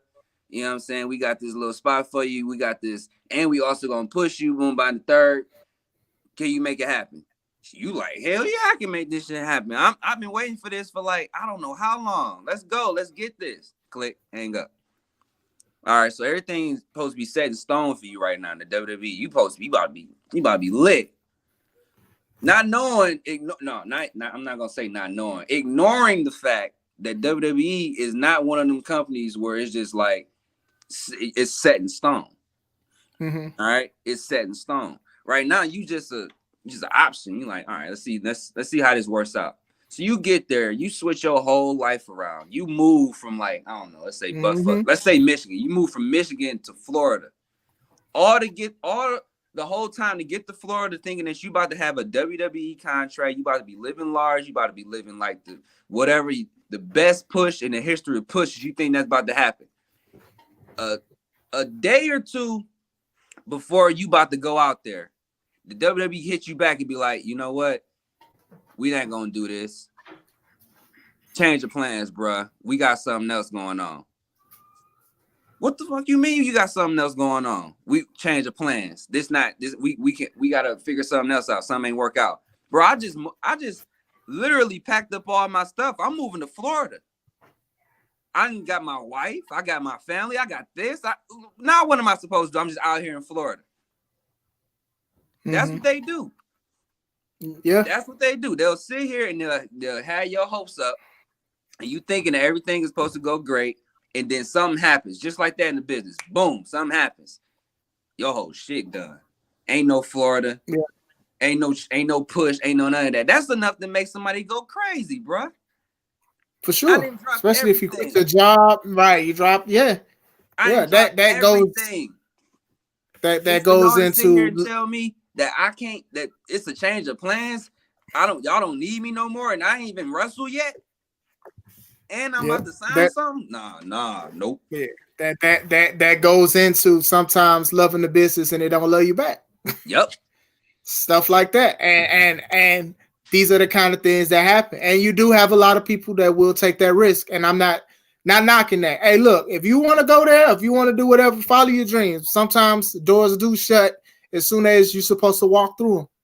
Mm-hmm. And that's the kind of things that you do have to think about and reflect. And then I also think that if you can get a legal team, try to do some stuff with that as well. Absolutely. Try to make sure that you're taken care of. I know a lot of people, oh, well, that's a lot of money. That's a lot of money. I'm like, well, you don't want to lose a lot of money, neither do you.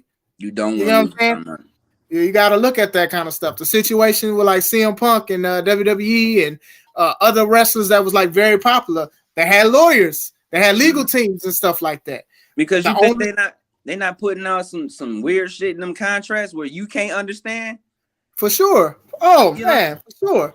Probably the thing about the injuries and stuff. Like, hey, man, I got injured for 6 months, and y'all want me to wrestle 6 more months. Now, I can kind of understand that because they're probably paying you while you down. You get what I'm saying? But at the same time, you have to look at these contracts, and that's the thing. People be like, oh, well, WWE is wrong for this and that. I'm like, we can say all that, fine, but these people sign these contracts. And some of these people know what they signed up for because it's their dream. Yep. You know, exactly. and like I said, and it's not knocking nothing. If you want to do that, fine. I hope and pray that you get in and stuff like that. But I hope you have a peace of mind. You understand that this business can be gritty and it can be dirty. And that's not even on WWE or AEW standpoint. It's from the independent scene. I've seen promoters act like they God because so many people want to be booked because they're getting a following or they got deals and stuff. I've seen people like literally not want to book the best people. They just want to book their friends. And when they do book the best people, their friends going over the best person, but their friend is out of shape, can't breathe, can't do nothing, can't run the ropes, nothing. You know what I'm saying? I've seen stuff like that. Yeah, so, yeah, it's definitely like, you know, that show, Dark Side of the Ring. Hey, man, it don't matter what spotlight or stage it is. Like, some people are just dirty. I just call them dirty. They dirty. They dirty. And that's why it's important that because when you over as fuck, bro, when you really over, you can negotiate more because you got something that you got something there. You can fight. So if somebody try to play you and be like, yeah, well, no, I don't think, you be like, hold on, bro. I don't know what you thought this was, but you know what I'm saying, not to toot your own horn, but like ain't nobody, you know what I'm saying?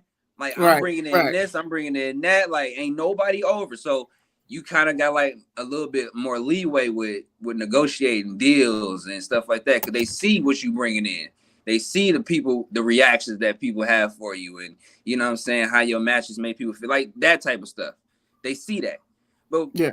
it's easy to get over on a regular dude that just, this is his dream. The dream is, bro, I'm living my dream. And that was to get in the wrestling ring. That's the thing. To get in the wrestling ring was the dream. But when you get older and you start to, not older like it, well, yeah, older in the mind, older in the business, whatever. You gotta treat this like a business, bro. You like, I don't care how old I was when I wanted to do this. I'm doing it now, and I know how to do it. I need some fucking money. You pay me, dog.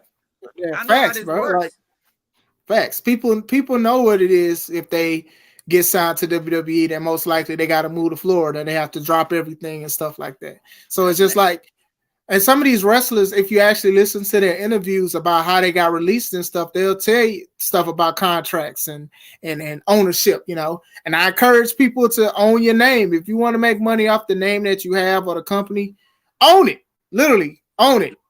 Get the trademark, get the copyright, get whatever you need. Like, own your stuff. I think Punk was smart at when he first started and stuff. We still calling him CM Punk. He wasn't Punk CM. He wasn't Philip Punk. He wasn't, you know, and you know, regardless how I feel about all the stuff that went down and, you know, and how he acts and stuff, you know, he was kind of smart on the business wise on how to take care of himself with his name and stuff. So yeah.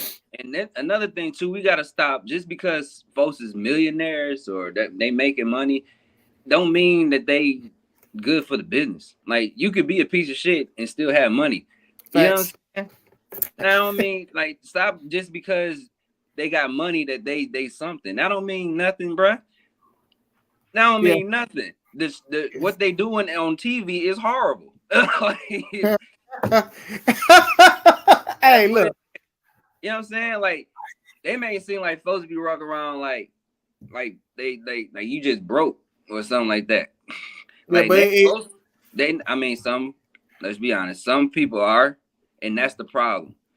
You know what I'm saying? Because there's a lot of guys in the indies that's really good, bro. I'm talking about really good. That's just is like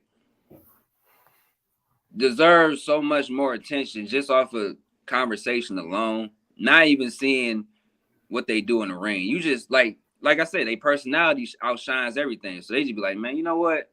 You really need to be somewhere, dog. And I hope it gets to that point one day where everybody can end up eating and they won't have to, like we said, do the GoFundMes and do this, that, and the third, and think that paying your dues is wrestling for like $10 or some shit like that. Like, no, that's a myth. That's the biggest myth in the indies to me. Because why would you sit here and say something like that to somebody? You're literally planting in their brain already that they're just worth $10. It's brutal, and as demanding as this business is, you're gonna want somebody to go out there and pay their dues for some chump change and a hot dog. That's what you think this business is about? What type of carny ass shit is that? Yeah. What type of mindset is that? But you got a point. Yeah. Especially when you said, like, how do you go and tell somebody that's been like, look at how they used to train back in the day. Back in the day, a old head of vet will sit here and come at you and school you like how we talking right now is training. Yeah, you couldn't even get in the ring. Right, you couldn't even get in the ring yet. You couldn't even get in the ring. We ain't get in the ring yet. And by the time we done having our conversations about everything, when you be like, you know what, I want to get in the ring, show me whatever, then boom, they'll start showing you different things. They'll start, you know what I'm saying? You'll get a respect for the business as time goes on. So you'll know how to treat it, and you'll know how to respect yourself and not cheat yourself and not be out here wrestling for some bullshit. Because you already went through enough as it is through training to start, you know what I'm saying, getting your career started. But these dudes will sit here and try to mind fuck you so fast because they know that, oh yeah, he just want to wrestle. He just loves this business. We can get him. So no, son, go over there and do that to the ring. Wrestle for 15. Do that. You know what I'm saying? They're literally mind fucking everybody. It's a mind fuck, bro. Like I can get real deep into it, but I don't think we got that much time. But like it's a mind fucking business.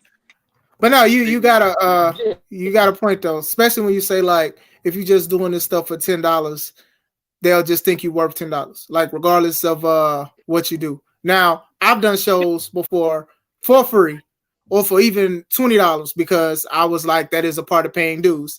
And in a way, I could see it, but in a way, eventually, you know, the guy should be like, hey, this guy works hard. Let me like give him a little more money or let me talk to him. Even saying that you appreciate what they're doing and stuff like that.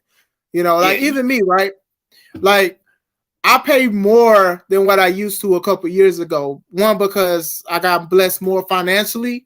And two, I also want to show appreciation for the wrestlers and stuff like that. You know, if we do a bigger show or whatever, got big crowd and stuff.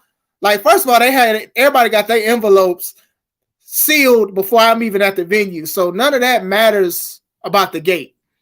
Y'all spent time to come wrestle for me. Y'all could have went somewhere else. Y'all taken care of. But now it's just like, man, I was like, I want to pay them more. I got to pay them more. I got to show them appreciation. I don't know. Like I said, I don't count other people's money. I don't know what other companies paying them and stuff like that. But it's like I am trying to show like I appreciate them. Even people who are rookies, right, that pay dues, I still pay them because I'm grateful that you held the camera for the show or you help with ring crew or you even messaging me, hey, what time should I be there? I know I'm not booked. I just want to help. Stuff like that. You know what I'm saying? Like there's ways to do it. You get what I'm saying? So yeah, I definitely get that. Absolutely, bro. And I just hate that, you know what I'm saying, they just try to mind fuck you as soon as you get in here. It's just, you know what I mean, it's as soon as you jump into the business and you end up getting somebody, and that's the thing, you rarely know who's credible and who's not credible because, you know what I'm saying, the business is not about drawing anymore. It's about who you friends with. Yeah.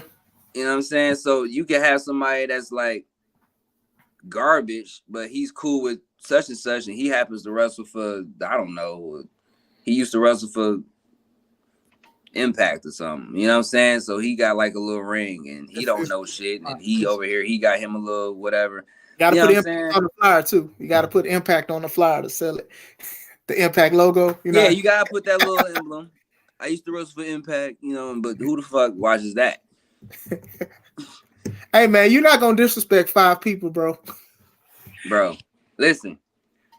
Last time I watched TNA, bro, I was like 11. I watch their stuff like on YouTube from time to time. Like I watch some of their YouTube stuff. Impact is kind of a good example though of like bad business practices. Man, because bro. Hey, look, it's over for me as far as me wrestling for Impact. I got my uncles, you know what I'm saying? And I'm only telling you this because you my boy. My uncles, you know what I'm saying, got into, well, I ain't gonna say got into it. They got history with what was my man's name for Team Canada? Bobby Roode, Eric Young, Scott D'Amore. Scott D'Amore, yeah. Scott D'Amore, okay. They had a little situation with Scott maybe back in the 90s. This is how you know like wrestling is effed up because I'm just guilty by association at this association, right. Yeah, man. So I'm running with Scott, and you know they don't. I guess to even today, and I guess now since he knows that I'm his nephew and stuff like that, they like. Whatever. You know what I'm saying? So it's kind of over with Impact anyway. I wasn't even trying to go to no damn Impact. You know what I'm saying? That's a different story. No, but I get you. I already know for a fact that's over with. So I don't even care about working for Impact or trying to and even attempting to. That's over. No, I understand. But like you said, you stopped watching. You was like 11. Like TNA is low key, kind of a good example of what not to do. Like I'm not sitting here crapping on the wrestlers because you know if you want to do that, make it work. There's some talented wrestlers there, but you know this company at one point was considered the number 2 in America. Yup. Legit. Best It was box office considered today is Kurt and Samoa Joe, I think. right. Perk Angle. Hey, Perk. Hey, Kurt was going through them perks though. He was. And you know, but on some real shit though, like shout out to him for you know what I'm saying, even not human if you can go through that many pills a day and still put on the performances that he was putting on. You know, like that's Kurt was goated, and that's what I'm saying. Like those type of guys you don't see no more. Like who from our era, and this is some real shit. This is some shit that probably folks don't even talk about from, but like who from our era, you know what I'm saying? Like the guys that's like 29, my age and up, that's pushing our 30s. Who can we sit here and say like, yo, like Mans was dope for real? Because it wasn't nothing like him. Nobody. I can't think of nobody. If you can, that'll be dope, but I can't. And I'm not saying these guys aren't talented. Everybody is mad talented. You know what I'm saying? But yeah. What else? What can you what comes after that? How do you feel about damn interviews, bro? So I can have people understand my perspective. So they can see me. I understand that. Like, I like this dude or I don't like this dude. Yeah, I don't care. Yeah. That's what I told myself a long time ago. I'm like, hey, I'm gonna talk about some stuff some people ain't gonna like. You know, I'm not gonna sit here and say this person is the worst person or whatever, wrestling wise or whatever. I will say they need work. You know, my thing is, why not? Like, if the business is already on life support as it is, you know what I'm saying? Why not? What do you think of MJF? I mean, shit. Yeah, he cool. I'm a wrestler, man. So I'm gonna be honest. Like I'm a little competitive too. So when I see these dudes, I be like, all right. I like the fact that he can get the people to understand who he is. Now that's special. You know what I'm saying? Yeah. That's when you know that you got a special talent right there. So MJF is definitely like one of the best with connected people. He can get you he can snap it just like that. You know, and those are the type of people that you want to get connected with, you want to work with. Because if you work with MJF, if you get in the ring with MJF, you're going to have a nice payoff. For sure. Oh, yeah, for sure. For sure. You know what I'm saying? So, yeah, he's good business. Absolutely. Yeah. But even saying that, and he still got room to grow. He only like, what, 24, 25? Right. And I already, that's only one. That's only one. That's only one. It's only one. I'm sure it's another one. If I had a situation with MJF where we was on the mic, I would love that because I can for sure hang with MJF on the mic. Yeah. I can hang with the mic. Yeah, I think a lot of these people have potential, but I think they need that learning tree that we be talking about, learning from the OGs. I also think that they need an opportunity. Not just saying AEW, like even WWE, I think some of these guys should like have a better opportunity about certain things. And maybe if you pull that out of them, it will actually like make a lot of money for them and then also help the business as well. You know? Absolutely. Yeah, for sure. You know, because who is that dude? Who is that dude? Where you can just be like, all right, this is the guy right here where I need to get all my advice from. If you're a young wrestler, who's that guy? Because like I said, all of us are the leaders of the locker room now are like around my age. And it's rare to come across somebody. You're right. You're right. You know, that know what the hell they doing. It might be us now, though. Rarely. You know what I'm saying? It might be us now. It might be you. True. You know what I'm saying? Like, my thing is this.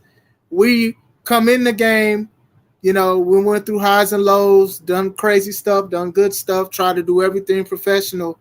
And we looking around, and we the ones with gray hairs. You know, we the ones. None against. Dog.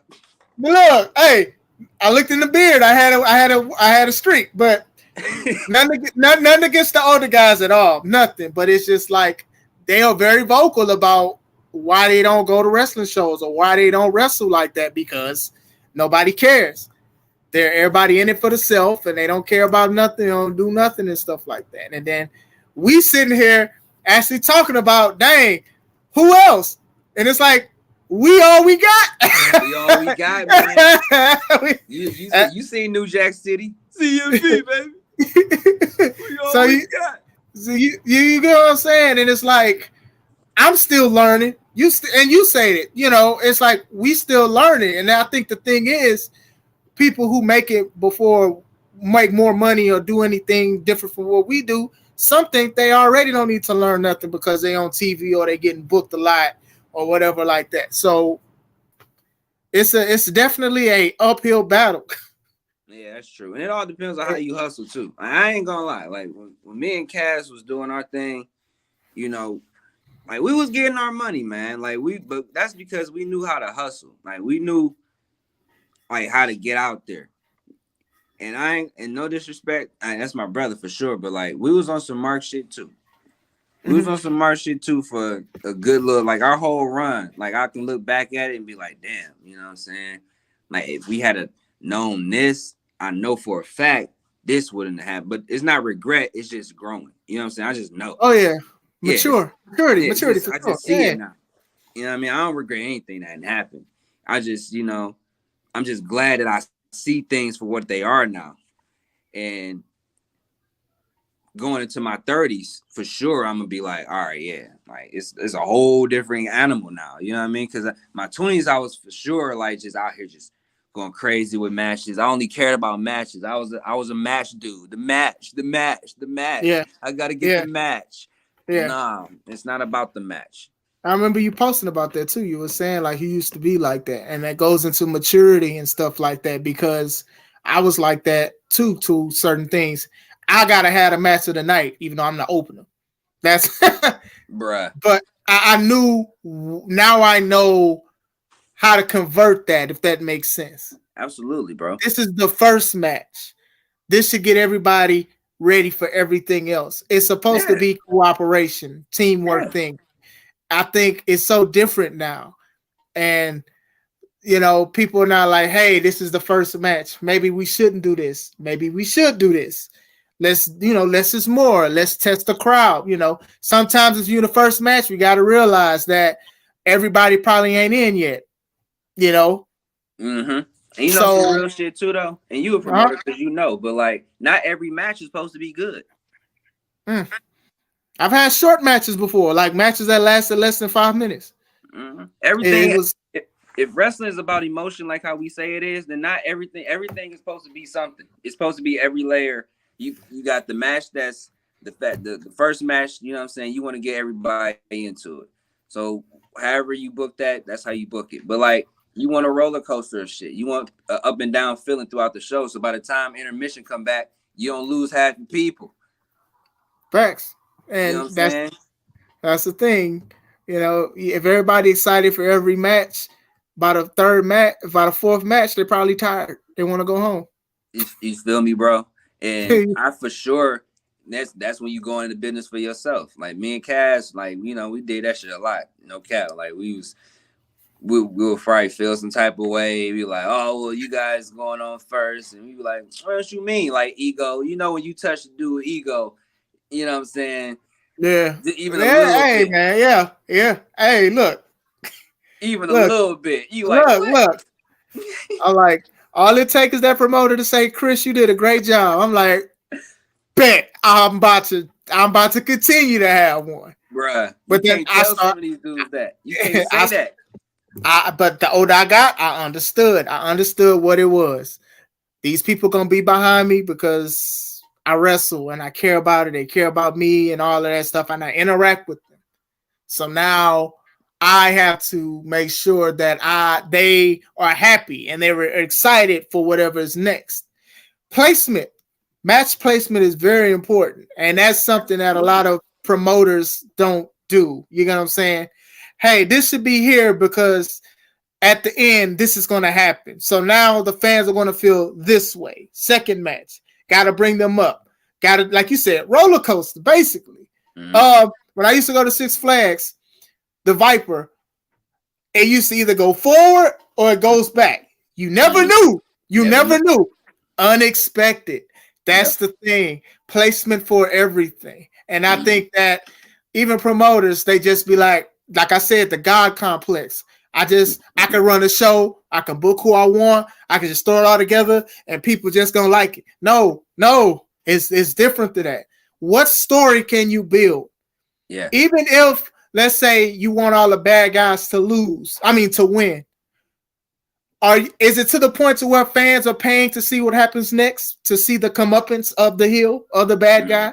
Like Right. what? Like, you got to think about that stuff. You got to think about the longevity of it more than anything, especially if you want to continue to do shows. Now, if you just want to do one show, usually the ones that do one show, sometimes those be like the best shows because it's just one thing that's consistent. But you got to think of longevity at the end of the day. And especially if you're trying to get TV and shits involved and whatnot, like that's a whole different animal. If you want to get the TV and whatnot, then and it's money, right? And it's money. And going back into investing, we talked about earlier, investing in yourself costs money. Investing in other companies or trying to get their attention costs money. That kind of stuff costs money. I think people are like, investing means I just believe in myself. Like, no. Yeah. I believe in myself, and you should believe in myself, and companies should book me because I believe in myself. No, it's more to it than that. You want people to buy your merch? You got to buy shirts to get made for your merch. You got to do that. You want to stand out? Pay for some gear. You can get custom. You can get random gear and stuff like that. You want to be booked at a company? Print out, make a resume, edit. Some people do them for free. Some people charge. Investing sometimes makes money. And sometimes it takes a while to even break even from everything that you put your money into. That's the kind of stuff that happens. And people are like, man, I spent $300 and all I got was $100 back. But I was like, well, you still got to continue to do it. You got to continue to build. You have to work. And I think people just think it's just owed to them because we're in wrestling. You get what I'm saying? If that makes sense. Like, that's because we put our life on the line. And I'm not saying this as a complaint. I know what we do. You get what I'm saying? And I love what we do. But you can hurt yourself walking to the ring. But at the same time, the fans or nobody, they don't owe you money because that's what you decided to do with your life. You get what I'm saying? That's where we connect and where we interact at. That's the important part of it and stuff like that. That when people can tell me, like, I got fan art, I got to show it on another time. I got fan art and stuff from, I sell like pictures that people can draw and stuff. People buy it, color it. And there's one girl, Ruthie. She's like one of my biggest fans. One of them. She says, you're a great wrestler. Like, that kind of stuff gets me because, we work so hard for that kind of, we work so hard. And for somebody to even acknowledge that and also pay, that's investing in me. Investing is very important. Absolutely, bro. You hit the nail. Like, that's facts. I couldn't agree with you more. You know what I'm saying? Because I still got all my signs. And you know what I'm saying, all the little stuff that been made for me over the years, they at my mama house. Like, they still in my like they in like the little bag and whatnot. So I feel you. You see stuff like that and you be like, yeah, man, like that's what it's about, because you got people investing in you. Like, they gotta invest in you before they buy anything from you. So you know what I mean? Like, why would I buy something about somebody that I don't even care about? You know, right? So I've sold so many shirts, so many. I call these things the alpha pack. It's sort of like a Happy Meal. It's a whole bunch of like stuff for like kids and stuff. I've sold a lot of shirts this year, and I was just realizing like how much and how important it is to invest into yourself and stuff like that. And what we do in the ring, even if somebody don't know who I am, maybe they like how I look with the gear. Maybe they like the match and stuff like that. Maybe they were behind me. Oh, well, I'm gonna buy something. I'm gonna support pictures. I took a lot of pictures, signed a lot of stuff. yeah. That's like, it's like the sweet thing with professional wrestling. And I always say it's professional wrestling because there's all kind of forms of wrestling. I can't just say I'm a wrestler. I say I'm a professional wrestler because I carry myself a certain way, Absolutely, bro. I'm the same way. And now sometimes I'll be feeling dumb. I'm like, I'm probably the only dude that's trying to protect the business when it's been exposed. It was exposed before Vince exposed it. Like, true, but wrestlers are exposing. See, boy, you're gonna make me talk another hour. But anyway, but wrestlers exposing it now, and that gets me more than anything because we want not. Well, I want subscribers, I want followers, I want that stuff. But what I'm not going to do is let everybody know everything that we know, because we have to have something. You know, I talked about it before. I was going to do a behind the scenes of me running the show, and I never did it. And I'm glad I didn't. And I'm never going to do it, because that locker room is sacred. It is ours. Nobody should know what goes on back there. Nobody should know the color of our gear bag. Nobody should know none of this stuff. Like, as wrestlers, we need to have something. And with me, our locker room is sacred. I don't need to bring nothing in the back and show everybody. And then you even got promoters that probably hate you that'll look at it and be like, all right, look what he got. All right, I'm going to do that too. I'm going to do this stuff, you know. You got to dare to be different. But we have to have something, because people still talk about Vince and then that other guy exposing the business. Now wrestlers, or people who call themselves that, be gung-ho and doing it all alone. Got vlogs out. Oh, let me show. I'm going to go against this person. Last show, they hit me with a fireball. But behind the scenes, they massaging my back, getting ready for the match. The same person, though. The same person. Not even using icy hot, just rubbing skin to skin. Anyway, I don't understand that. Like, you know what irritates me now on the low is, and I did this before too. I did this one time. That's why I had to, like you said, you got to check yourself sometime before you start seeing. So, you know what I'm saying? Yeah. I saw what I did, right? And I'm like, oh no, that's exposing the business. That's I can't do that. So I deleted a video and whatnot. And it was a video. The videos I hate now is seeing dudes training and they post the shit. Cause I'm like, so you mean to tell me y'all going through all these sequences, these fake ass sequences that y'all gonna do? Y'all gonna do this same fake ass sequence in the match, but y'all letting me see this. Sequence. No, you got a point. You exposing what the fuck y'all about to do. And you got a point. We getting it in. We training. We getting it in. You got a point. We working. No, fool. You're exposing yourself. Ain't this the dude that cut your hair bald at the last show?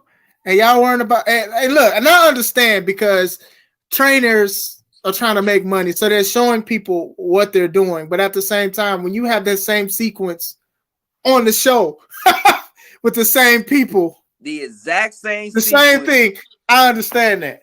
But I do understand same people.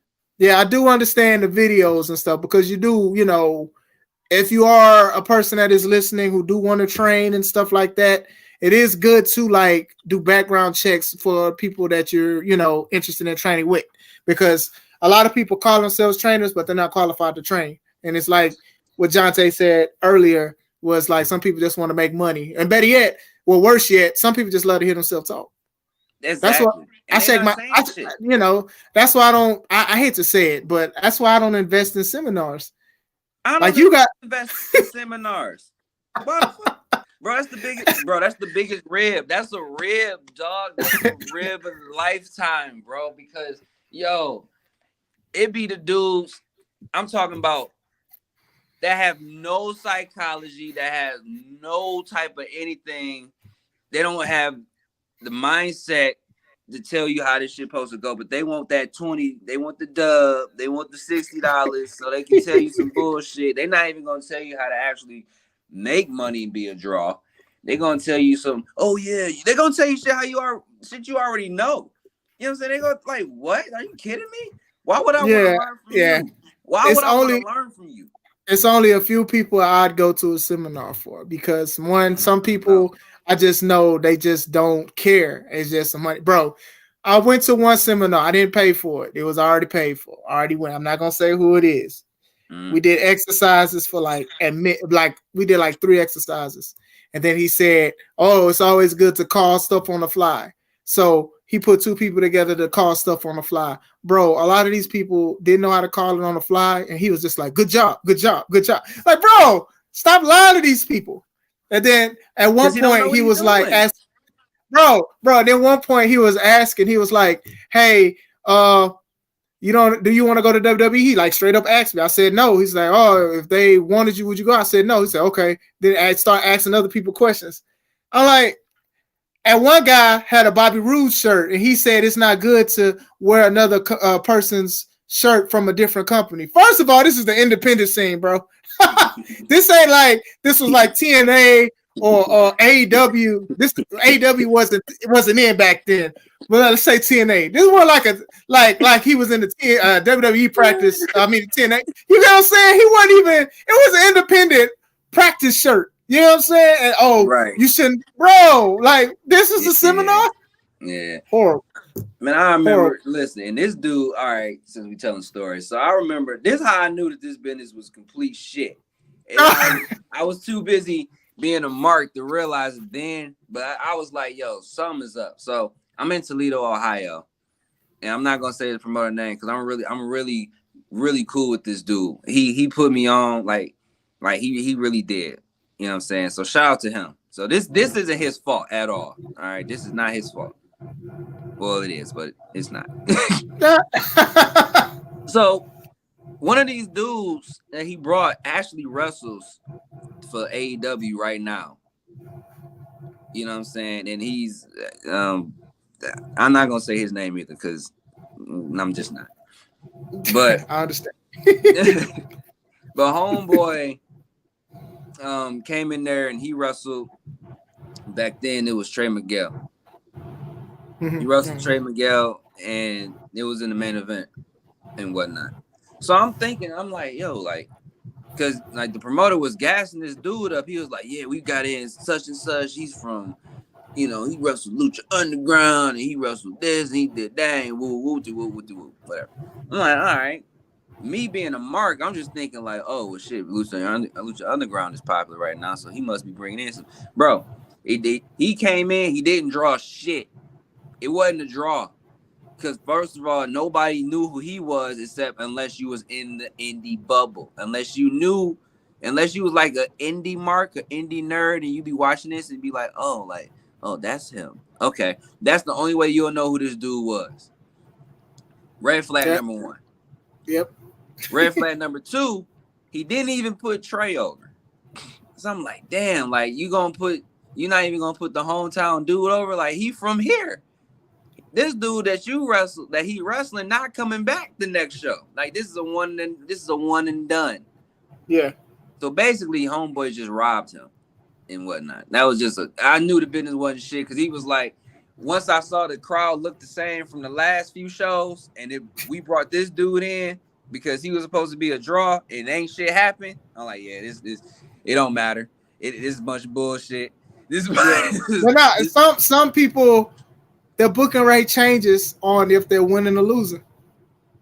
So, yeah. And it was just dumb. I'm like, because you didn't even put the hometown dude over, and then the dude that you just knew was gonna bring you some people ain't bring jack shit, not a damn thing. It was the same amount of people here this show. It was last show, and you know. That's just a learning process. That's why like you can't think like a mark. I would never pick this dude up just because he know how to do certain stuff. I'm like, but I didn't know that then. None of us knew. You know what I'm saying? I know I didn't know. I wasn't paying attention enough to know. But you said it though. You said one thing that stuck with me about that was that you didn't know him unless you was in the indie bubble. And that's what I'm talking about people thinking because you have a lot of knowledge inside that indie bubble or a lot of people that y'all are like the major viewers, like y'all are the major ones looking at the stuff. I'm like, you got fans that don't get on the internet and care about wrestling enough to talk about it. Not saying they don't care, period. They just watch it and they cut it off and stuff like that. So it's just like, if you're going off of the internet, like if you're really just saying the consensus of the internet, then you would think that AEW was beating WWE in viewership because of what everybody says in the indie bubble on the internet. But the indie bubble is only a little half of a piece of joint, not even a little half of a piece. It's like a small part of the internet. So the indie bubble, hey, you should know this person because they're in this indie bubble. Exactly, dog. Like, why should I know who this dude is? Like my cousin, he saw him. He thought he was playing basketball or something. Like he thought he was like just hooping in the gym before the show started. He didn't even know he was part of the damn show. You know what I'm saying? He was like, well, shit, who is this? I thought he Because worked here. nobody, right? Nobody knows who these people are. It's just like some Mark shit where you just be like, oh man, he's cool. I'm gonna put him in the ring with him because they do the exact same flips, and there's gonna be a styles clash, and then they're gonna, you know what I'm saying? Like, yo, Yeah, but yeah, man, I've seen stuff like that, and I'll be like that too. Not saying like just because this person flip, I'm gonna put them together with somebody flip, but like I'll be like, all right, but this match, these two people will be good, and you know what I'm saying? And they really do good. But most of the time, for people, it's like drawing money. But you said this guy came in and basically ain't pushed no numbers. man, that dog. I mean, whatever he did, you know, I don't know, bro, because it looked the crowd looked the same there than it always did. So I didn't see a difference. And I was like, you know what I'm saying? They always said that pro wrestling was all about being who's the draw, because that's how you get your bread, through that gate. Yeah. Man, if we relying on him to eat, well, shit. Y'all gonna be y'all starving, bro. Like, bruh, somebody gonna steal somebody. Somebody gonna steal off of somebody plate. Hey man, I supposed to have 4 pieces. Man, what's going on? Is everybody getting robbed tonight? Because what the? But for real, but for real, that's the thing with wrestling and stuff. That indie bubble really be making people think they're more important than what they are. Now, as a person who believes and motivates people, that sounds bad. But if you know me, you understand what I'm saying when I say that. You definitely understand. You know, I was saying like when Roman Reigns was saying, do they move the needle? That's exactly what I'm saying with that. Like, some people just got to be real with themselves and stuff like that. You know, you could be a great wrestler and stuff like that, but if you're not bringing people in, you're just not bringing people in. You know, Roman Reigns is like, one of the best examples right now as far as drawing a bit. Him, Brock Lesnar.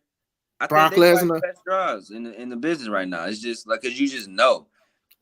You just know, like, if you get those two, it's money right there. Yeah, but people hate to say that because they went against each other so many times. I'm like, look, I understand being emotional and being upset about something, but you got to realize that the truth is the truth, regardless if you say it in the dark or if you cut the light on and say it.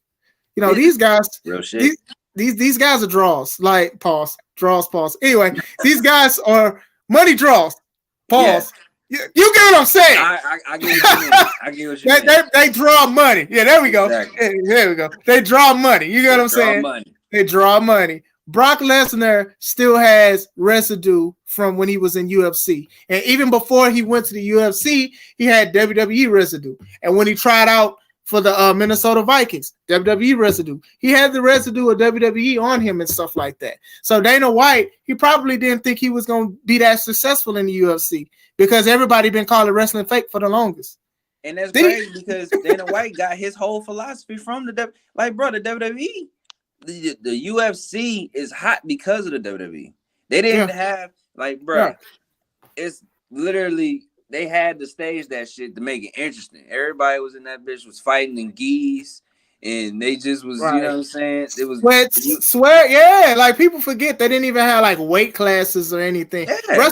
Wrestling don't really have that no more. They really don't. But yeah, it's different now. Now they gotta wear gear. They gotta wear professional looking gear to box and stuff, and they gotta do press conferences and stuff. They gotta do face offs. They gotta have some kind of personality. They gotta have something. You know what I'm saying? Like, yeah, it is. No, I know.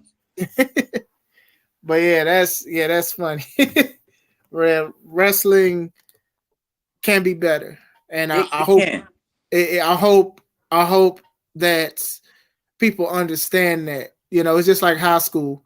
Just because everybody's doing it doesn't mean that you should do it, you know, especially if you're against it or don't believe in it or anything like that. I think with wrestling, especially with viral is also a bubble in itself. So, you know, just because it's the popular thing to do. Because like I said, before Nick Gage wrestled Jericho in a death match, nobody was talking about doing death matches, bro. Wasn't nobody talking about it. Like I was saying, they had shows before that because that's what dude was known for. A lot of other people are known for it. Abdullah the Butcher, all that. Terry Funk did everything. So I exclude him because he's a legend and he's from Texas. But anyway, you know what I'm saying? But like after the Nick Gage thing, I saw posts. I want to do a death match. I saw one guy, he black, he got busted up so bad he was brown, then he looked red, like just complete blood, bro. I'm like, oh man. And y'all doing this because this is on y'all bucket list, and then now y'all love it, and that's what y'all doing. But that's going viral and stuff like that. It's popular. That's what people want to do, and it's just like just because everybody's doing it, it doesn't mean you have to do it. It don't. And then just because you put up a GoFundMe page, that don't mean I got to give you money. That's not even a shot. That's the truth. Get insurance. Get insurance because I tell you what, if you get those injuries gonna cost way more without insurance than if you had it. Exactly. Now, don't get me wrong. Like it is some companies that'll help you out, throw some money towards your bills and whatnot, but that's not insurance. You know what I'm saying? What if you got to go back? Like, I feel bad as you hurt yourself. I'm about to throw you something. Boom. That's what that is. Yeah. Right. Don't sue me. Don't sue me because if we're supposed to do this in the first place. Yeah. Take $50. Like, hold on. Take $50. I ain't say that I was gonna do all this now. I remember one of my closest friends in the business got his teeth knocked out by a promoter before. It was an accident.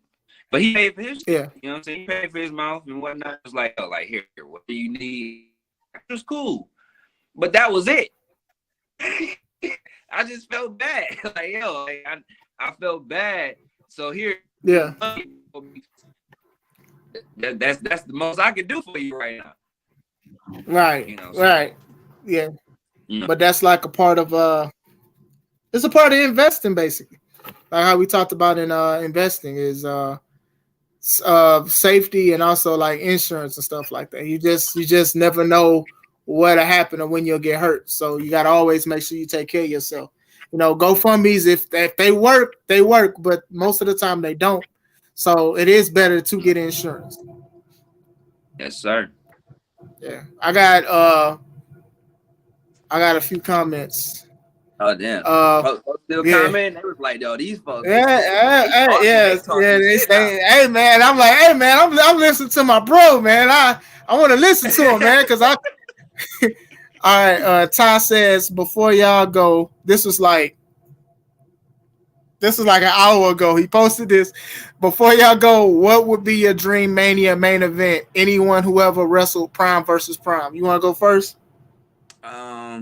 I'm gonna need some time to think on that one, bro. I'm gonna have to give it back to you.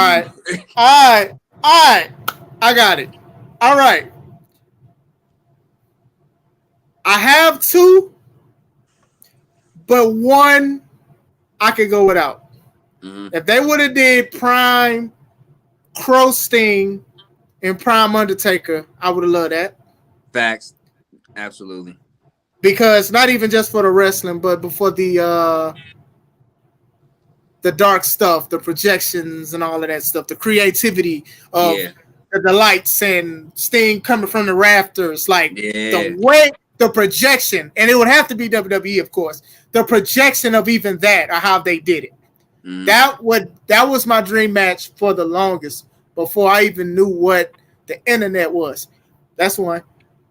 Two is this should have happened, but it didn't. AJ Styles versus Shawn Michaels. Shawn Michaels could have had that. They could have did that. But instead, they went with old Kane, and the old Undertaker. Undertaker's my favorite wrestler, by the way. Going against Bald Triple H and Bald Shawn Michaels and one of the worst. I was bald, though. I was sick. I knew my childhood was over with. Bro, that match was dumpster juice. Yeah, that match was bad. But Shawn got so much money. But my thing was, damn, you had a great retirement match with the Undertaker. You had a great match with the Undertaker. And then when everybody heard the speculation that he was coming out of retirement, everybody had graphics of him versus AJ Styles. I'm like, this has to happen. This has to happen. Because we knew that Shawn Michaels was still keeping himself in shape besides his hair. That was gone. Yeah, but other than that, it was gone. Brett messed him up bad. But that was the one for sure because I was like, that one is most likely to happen before Sting and the Undertaker. But those were my two. I can respect those two for sure. Yeah. My two. Damn. Maybe. Well, I know one of them for sure is Shawn Michaels and Eddie Guerrero. As a millennial. Oh, dang, you and me. Oh man, that one too. That one too. As a millennial, I definitely feel cheated off that one because we could have saw R.P. Eddie. Yeah. That man was special. He was that man. He was special. To me, they say Shawn's the best in-ring performer, but nah, to me, I think it's Eddie. Yeah. I think Eddie.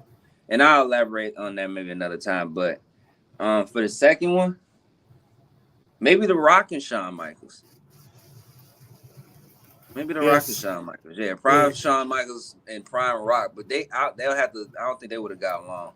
But that would have been dope to see. Nah, there's stories of them like having like a fallout before. So, but it's like to me, it's like how do you let that slip through your fingers, yo? Like all these performers. I think with Eddie, I was a big fan of Eddie and everything too, you know. But it's just like, especially unfortunately when he passed, it was just like, dang, should have felt like should have like cherished it a little more what we had. Yeah. How special he was, because I remember he won when he won the I think it was the title from Brock, and he walked in and the crowd just loved him. Mm-hmm. He didn't even say nothing, bro. He had his button-up little shirt. Mm-hmm. He had his little slacks on, bro. Like the way the crowd just loved it. And one of my best favorite promos was the one where he was talking about his addiction with Brock Lesnar. Because Brock was saying how he wasn't an addict. And then, you know, Eddie was saying he was an addict. And he said he still is, but his addiction is wrestling. This is how I pay for my family and stuff. Like, and the way you could even see Brock just like admire him with his eyes, not with, you know, it's just a big thing. Yeah, Eddie was just one of those ones. Eddie was special, man. I think he's like, and I don't say that about a lot of wrestlers. I don't, especially now. Besides, like the people we grew up with, and Eddie was one of those ones we grew up with. But Eddie was like one of those ones that, like, I would still see. He'd probably be the same way if he was still here wrestling. You know what I'm saying? Like he's not changing. It's just what he is and what he's doing and stuff. So, but yeah, Eddie changed the game when Eddie died, though. When you think about it, like a lot of shit, like the industry, it shook the industry. Like I think that death and Benoit's death, it definitely switched on how you supposed to perceive wrestling. Because, you know, the WWE got into a lot of stuff when Benoit died. So they had to clean up their image a lot. You know what I'm saying? You know, anytime the WWE does anything, that means the indies got to do what? They got to follow it. Got to follow it, yeah. You know what I'm saying? So if WWE start looking all hokey and fake and whatever, the indies about to be looking all hokey and fake and stuff like that. Yeah, you got a good point. You're bringing up, this is good points right here. Yeah, for sure. Because they chair shots and all that, and yep. Mm-hmm. Yeah, you're right. Especially with the Benoit thing, they was talking about like the CTE and all the other stuff that he had and how his brain looked, and the moves that he was doing and stuff like that. He said he had the brain of like a 71-year-old with Alzheimer's and stuff. He was only like 40 something, and and then like with Eddie's like heart and stuff like that, and then, you know, some people would be like, oh well, they could have detected that. So that's a good point, especially like with health and stuff like that, and trying to detect things before they get worse and stuff like that, you know.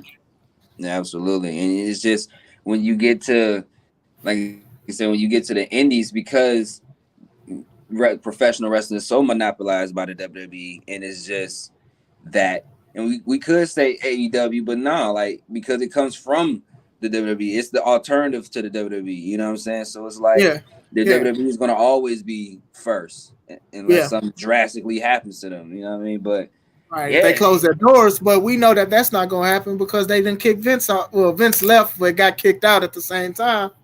You know, that's just something that they're going to be the number one. So, so you're right. But yeah, their deaths really was something that like shook up the game. It did. It really did. Yeah, Yella said his dream match is a triple threat: Papa Shango versus Kama Mustafa versus Godfather. That's the entertaining shit though. That's the entertaining man. Ain't that the same people? Yes. I'm about to Yes. say, cause hold on, wait a minute. It's the same people, bro. Right. I'm like, hold on. Yeah, yellow is on one today. Yeah, I'm like, hold on. I would have had a fatal 4-way and put the good father in there too. You know what I'm saying? Right. You gotta have you gotta have it. RTC, the right to censor. RTC. Right. Hey, nigga, high school, bro. Yeah. Hey, I took ROTC in like 8th grade. They had high school classes, but I ain't get in it. But yeah, that's yellow on something. Martell said Joey Samoa. Who's we were talking about? Samoa Joe. Crigley drink. Shout out Sean. What up, bro? Then that was 30 minutes ago, and then he said y'all been flowing. That's because when I said I got to get back to the comments, because they said Eddie go. We've been going, bro. Like we've been in this. Yeah.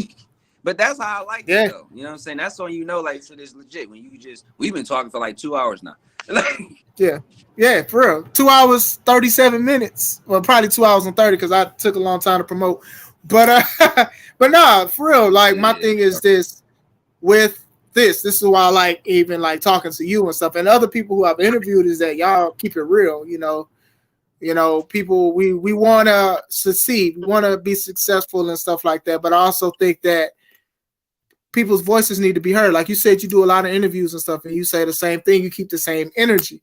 And I think that's one of those things that need to be heard. And maybe it motivates other people to be like, hey, you know what? I don't really like this wrestling, so I don't have to watch it. I don't have to consume it because it's there. I can watch some old stuff, or I can ask or even demand for a better product. And that's the problem, is that nobody demands. People just like, well, they're just going to be stuck in their ways. I'm like, you don't have to. You don't have to. I'm so tired of fighting, dog. Right. You don't have to consume everything because it's there. That's the same thing with like, I'm looking at like people who do comics and stuff, right? A lot of people who look at comics, some don't, not all, but some don't like Marvel DC movies because they change origin stories of characters, or they make them black, or they make them white. They don't like that. And from the outside, you'll be like, dang, that's kind of messed up, or you racist or whatever. But when you actually listen to them, they're saying because they're not doing it for the legit of this person being a great actor or something. They're doing it because they know people are going to consume it, maybe even more. Oh, now they're talking about Superman being black. So people are going to consume that because it's from DC. You get what I'm saying? So that's No, go ahead. I'm just okay. That's like the same thing with like a lot of wrestling. Hey, you know, look, if you like AEW, that's fine. If you like WWE, that's fine. If you don't like neither one, that's fine. But then when you just try to turn around and be like, oh, well, AEW is the one that's going to take WWE off the throne, I'm like, what throne? What throne? Like, low key, yeah. it'll take years, probably decades to even do what they do. Like, WWE is not just a wrestling company. Like, it's like a mogul. You get what I'm saying? Like, what they do affects everything on the planet as far as wrestling is involved. And that's why they take a certain type of indie guy too. It's certain guys that they take. Yeah. Like, honestly, bro, like, we can be real. Like, be real. Like, look at some of the guys they got there that they hire. It's some of the guys they know they can mind fuck. They can control those guys because they already come with the mindset of, well, like we talked about it earlier. This is my dream. They know who to go to. They know exactly who to work. Yeah. But some people benefit from it though. I will say that. Mm-hmm. Some, I think I don't know, Bryan Danielson, I think he benefited from it because he was already a solid wrestler, but he didn't know how to talk like that. He wasn't a good, like, now he's very comfortable on the microphone. Mm-hmm. I want to, Ricochet is like hit or miss sometimes. It's like 1 minute they believe in him, and then another minute it's just like, oh, you just gonna make this person look good. And there's nothing wrong with that. There's nothing wrong with being a role player. You know, I think a lot of people get mad at that, but it's, you know, everybody's not gonna win the title. Everybody's not gonna be the number one. You can't win all the time. You know, it's just a part of life. But Right. now I get what you're saying. They have their own system, and people, that's a good and a bad thing too. You know, if you have your own system, you want something to go a certain way. But Exactly. at the same time, the person that you caught your attention with the moves, now they're not doing the thing that made you even want to call them. So that's a bad thing. You know, yeah. Yeah. It's good and bad, bro. You already know, and that's why we when we mention guys like Eddie and those type of guys, those are once in a lifetime performance. We never gonna see nothing like this again, unless you know what I'm saying. All right, one of us gets super over, unless you get like super over, or I get super over, or somebody that we never like would think would get super over and get that type of love. Like we'll never see that type of shit again. Right. You know what I mean? And Because Eddie wasn't compromised neither. And that's no, another big thing that people need to understand. Like he's even talked about how he was let go yep. because of his being stuck in his ways and stuff, and then he turned his life around and everything like that. So like that's like the big thing. Like the road may be longer and it may be tougher and the weights may be heavier if you stick to being yourself and not being compromised, but it doesn't mean that you won't get there at all. And sometimes it That's doesn't real. matter. It doesn't matter the age. Like DDP was what, 36 when he started getting his big break in WCW. 30. I'm 33. So, but he was 36. You get what I'm saying? So, Batista too. but bro, hold up, time. They sold us that Batista was younger than Triple H. Yeah. They sold it so well. Mm-hmm. I thought Batista was younger than Triple H. I thought Whole he was too, but time. granted, I was like 12 too, so I'm still thinking. Yeah, like, that's the only thing. I'll let that slide. I was a little baby. That's the only thing I'll slide. I wasn't going to like Wikipedia and websites to look at people's ages and stuff. I wasn't looking at that stuff. But to find out, he was big though. He was in shape enough to pull off. Like he was like at least 29, early 30s. You know what I'm saying? Yeah, and he was bigger than that at one point. They were saying he was damn near pushing 400 and like muscle and stuff. So, but yeah, Batista was legit, man. He was the dude. Yeah, Batista. Yeah, so it's just like, I don't want to say age is the number. It's just the number, but I want to say like passion doesn't have an age limit. If you really want to do stuff, sometimes patience. That's the biggest thing, because sometimes we ready. We feel like we're ready. I could say that when I was wrestling 10 years ago, I was ready my first year. Now I can fast forward and be like, dang, man, I'm ready, but I definitely wasn't ready back then. What was I thinking? Right. I've made mistakes. I felt like I probably disrespected somebody, and then I've like had to be the man to say, hey, man, I didn't mean it like that. I had a stronger message in me. I just didn't say it the right way. And, that's just like you said, it's just like a part of maturity and stuff like that, Yeah, man, absolutely. It's all just maturity and just growing. You know what I'm saying? Because as wrestlers, man, we all got an ego, and we all feel like we deserve to be certain places, or we deserve this and we deserve that. But if we want to be real, we don't deserve anything, man, but God's grace. You know what I'm saying? So, bro, you preaching. You preaching. Hey, I tell that to my kids, bro. I'll be like, hey, man, look, the world don't owe you nothing, man. Don't owe you shit. They don't owe you nothing. It don't owe you nothing, man. Just because you're a nice person, just because of this and that, the world don't owe you being nice. And it's not even just karma. It's just you do reap what you sow at the end of the day. Absolutely. But that's not for the earth to give and take away. That's for God to do. That's what God's supposed to do. That's for God. I think we give too much to the world and stuff, because we let it mold our society and how we're supposed to carry ourselves. But it's all about God at the end of the day. Absolutely, because He's the reason why we're here, and we even on a place that where we can exist and multiply. He's the source to the resource. This is wrestling, not church, but you get what I'm saying. Hey, no, it's all that.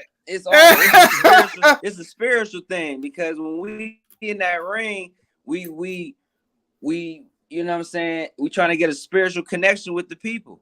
You know what I'm saying? Yeah, like this is art. For sure. The art for sure. is when you trying to get people to understand what you're doing in there, and you taking away their reality. You know what I'm saying? Sure. That's the spiritual shit. Yeah, spiritual is the strongest sense that we have that is given to us from God. So if you're in good spirits, then your physical and your mental and your emotional, it yields to that. You know, you have people that have good spirits and they don't have nothing, they don't have no physical thing, they don't even have a pot to piss in and be the most happiest person. And sometimes people will look down at that person and be like, damn, why are they happy? But you mad. And you got everything that you want because you in bad spirits and stuff like that. Yeah, We're wrestling with interaction, with emotions and stuff like that. We can lift spirits and stuff. You know what I'm saying? And that's what we're supposed to do. Fans lift our spirits when they want to come and see us, or when they buy merch, or when they interact with us, because sometimes we human too. Sometimes we don't get acknowledged as a human with what we got at work or at home or something like that. Sometimes we going through things. Sometimes we feel like we don't exist. And a fan could totally make you feel like you exist. And that can make your whole day, your whole week. Whole day. You know what I'm saying? That's real shit. That's true, bro. Yeah. Right. I realized this in my 10th year of wrestling. I realized this. Like, I've always loved fans. They wanted to take pictures and stuff. I've always did that. But like, one of these things is just like to get love, and people message me and find me on Messenger on Facebook and stuff and talk to me. And they're not saying nothing crazy. Hey, that was a great match. When can I watch your stuff? You're doing great. One time I wrestle in Wisconsin a lot. Now I'm a champ there. That's and what's up, bro. Some of the fans appreciate that. Some of the fans, they be like, man, I listen to your stuff. You take a home podcast, man. You say some good stuff. Bro, like, that's all I'm trying to do. I'm just trying to show people I care about the business. Like, Jon'tae cares about the business. Just Amazing cares about the business. RK Savage. A lot of these guys who I've shared locker rooms with or talked to from time to time about certain things on Facebook, that we care about the business. And we don't have to sit there and consume what everybody else is doing because they're the major companies or they're the up and coming companies and stuff like that. And that's it, bro. It's some real stuff right there. That's real shit, man. And you know, that's why I love these convos with you, because we always get deep with it. So I mean, we not see, and this is the thing. When I say we not compromised, I'm not saying that to say everybody else is compromised. What I'm saying is we keep it real. Mm-hmm. We say how we feel. You may disagree, I may disagree, but we still bros at the end of the day. For sure. If we feel like something needs to change, we'll talk about that. If we're talking about one company, it needs to change. Not saying that they're crap or anything like that, but there's some aspects that do need to change. And even on the independent circuit, I be sharing videos like, man, what the heck is this? The dog pinning the guy. Like, what was that? Like, I was like, y'all thought I wasn't gonna talk about this? Y'all thought I can't even share some of this shit I be saying no more, because I'm like, no, I'm not about to put that on my page. That's now that's too stupid. Like, you get what I'm saying? And it's like I risk that because I talk about it, and I know that contributes a view because people look at what I say sometimes. I've even had people send me stuff. Hey, you need to talk about this. I'm like, oh man, let me look at it first. That's how I be with me. Like, my messages be different sometimes. My shit go up and down. Sometimes people showing me love, and then that's, I'm getting hate mail. So I don't know what's going on. Like, I don't know. Because sometimes people like to add fuel to a fire that they want to control. You know what I'm saying? All right, let's see what he say so I can catch him up, because you got people that'll do that. Hey, Chris said this 6 months ago. Now he's saying something different. Now you fake. That's how, right. You know what I'm saying? Now you fake. Now maybe I changed my perspective. Maybe I looked at it. Maybe I looked at it the wrong way. Like people change. That is a thing. You can change your perspective. People change. People grow. People mature. Sometimes people can be on the fence about something. That's okay too. Hey, I agree with it with this, and I disagree with it with that. People love talking about keeping it 100. It's just like, man, sometimes, come on, man. Maybe I changed my mind. I could change my mind. Like, oh man, I can have a taste for. They always talk about they keep it 100, but I mean that's a lie in itself. They at least keep it 99 at best, for sure. 98. Right? Ain't nobody perfect. Ain't nobody perfect. Everybody contradicts something in life. You know what I'm saying? Yeah, like, hey, it's the truth. Sometimes we see it and sometimes we don't. But hey, let's be honest. Somebody go to jail. We don't know, do some heinous act. hey, they need to throw the gel on there. But if it's somebody you really care for, you like, hold on, wait a minute. Well, yeah, you know what I'm saying? Like, hold on, I ain't Like, doing hey, you know what I'm saying? Hey, I need more evidence. Hey, you know, and it's the truth. I remember him being there on the 31st. Yes, but so many people they did that. No, I'm this, and I'm like, why are you lying to yourself? Because you're not gonna be happy with yourself at the end of the day. You not. And then You're not. like, bro, I gotta look at myself in the mirror and I gotta look at my wife. You know what I'm saying? Yeah. Like when I see my wife, I want her to constantly see a man that she like, you know what I'm saying? Like this is the man I married. And he got integrity, he stand for something. I can't look at my wife knowing I did some whole ass shit.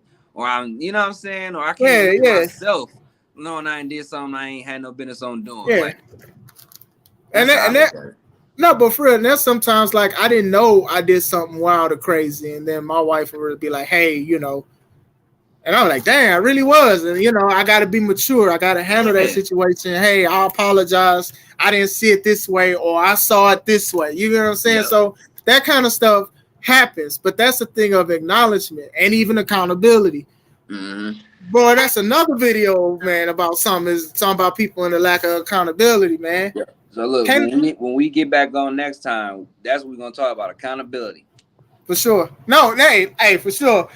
This is almost 3 hours. That was gonna be like 5. That alone about to be 4 hours. So I'm gonna make sure I ain't gotta work that day. I ain't got nothing to do. I'm gonna be like, all right, let's go. For sure. Yeah, it's definitely gonna have to be an off day. I got one more comment. This is gonna be the last one, but if somebody respond, I believe the past era set the bar too high for the current era to meet up too far as characters, personalities. And shout out to Jon'tae and C3 Wrestling. Shout out for that. Hey, that's my cousin, man. For real? Hell yeah, that's Cam. Cam. Hey, Cam, dog. Yeah, he commented on a couple of my lives before. Yeah, shout out to Cam. That's what's up, my baby. Love you, boy. But yeah, he right. And what man, shout out to Cam. Cam jumped in the business together. We jumped in together. See, he ain't gonna say it, but I'm gonna say it. But we for sure jumped in at the same time. I jumped in Saturday, he jumped in Sunday, 2010. Backyard shit. Yeah. We was the tag team champions together in that shit. Cam know about the business, dog. Like for real, like you know what I'm saying. Like we always like this was our dream, me and him. You know what I'm saying. Like we went into this together, and yeah, and that's. He just as knowledgeable in this. He just got turned off with it because on how the shit is. Not when you see, you know what I'm saying? But he'll have to tell you that. But yeah, he right for sure. He knows this shit. Any real casual fan that just love wrestling knows this shit.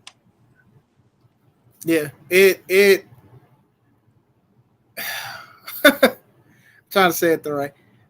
We got spoiled. we got spoiled.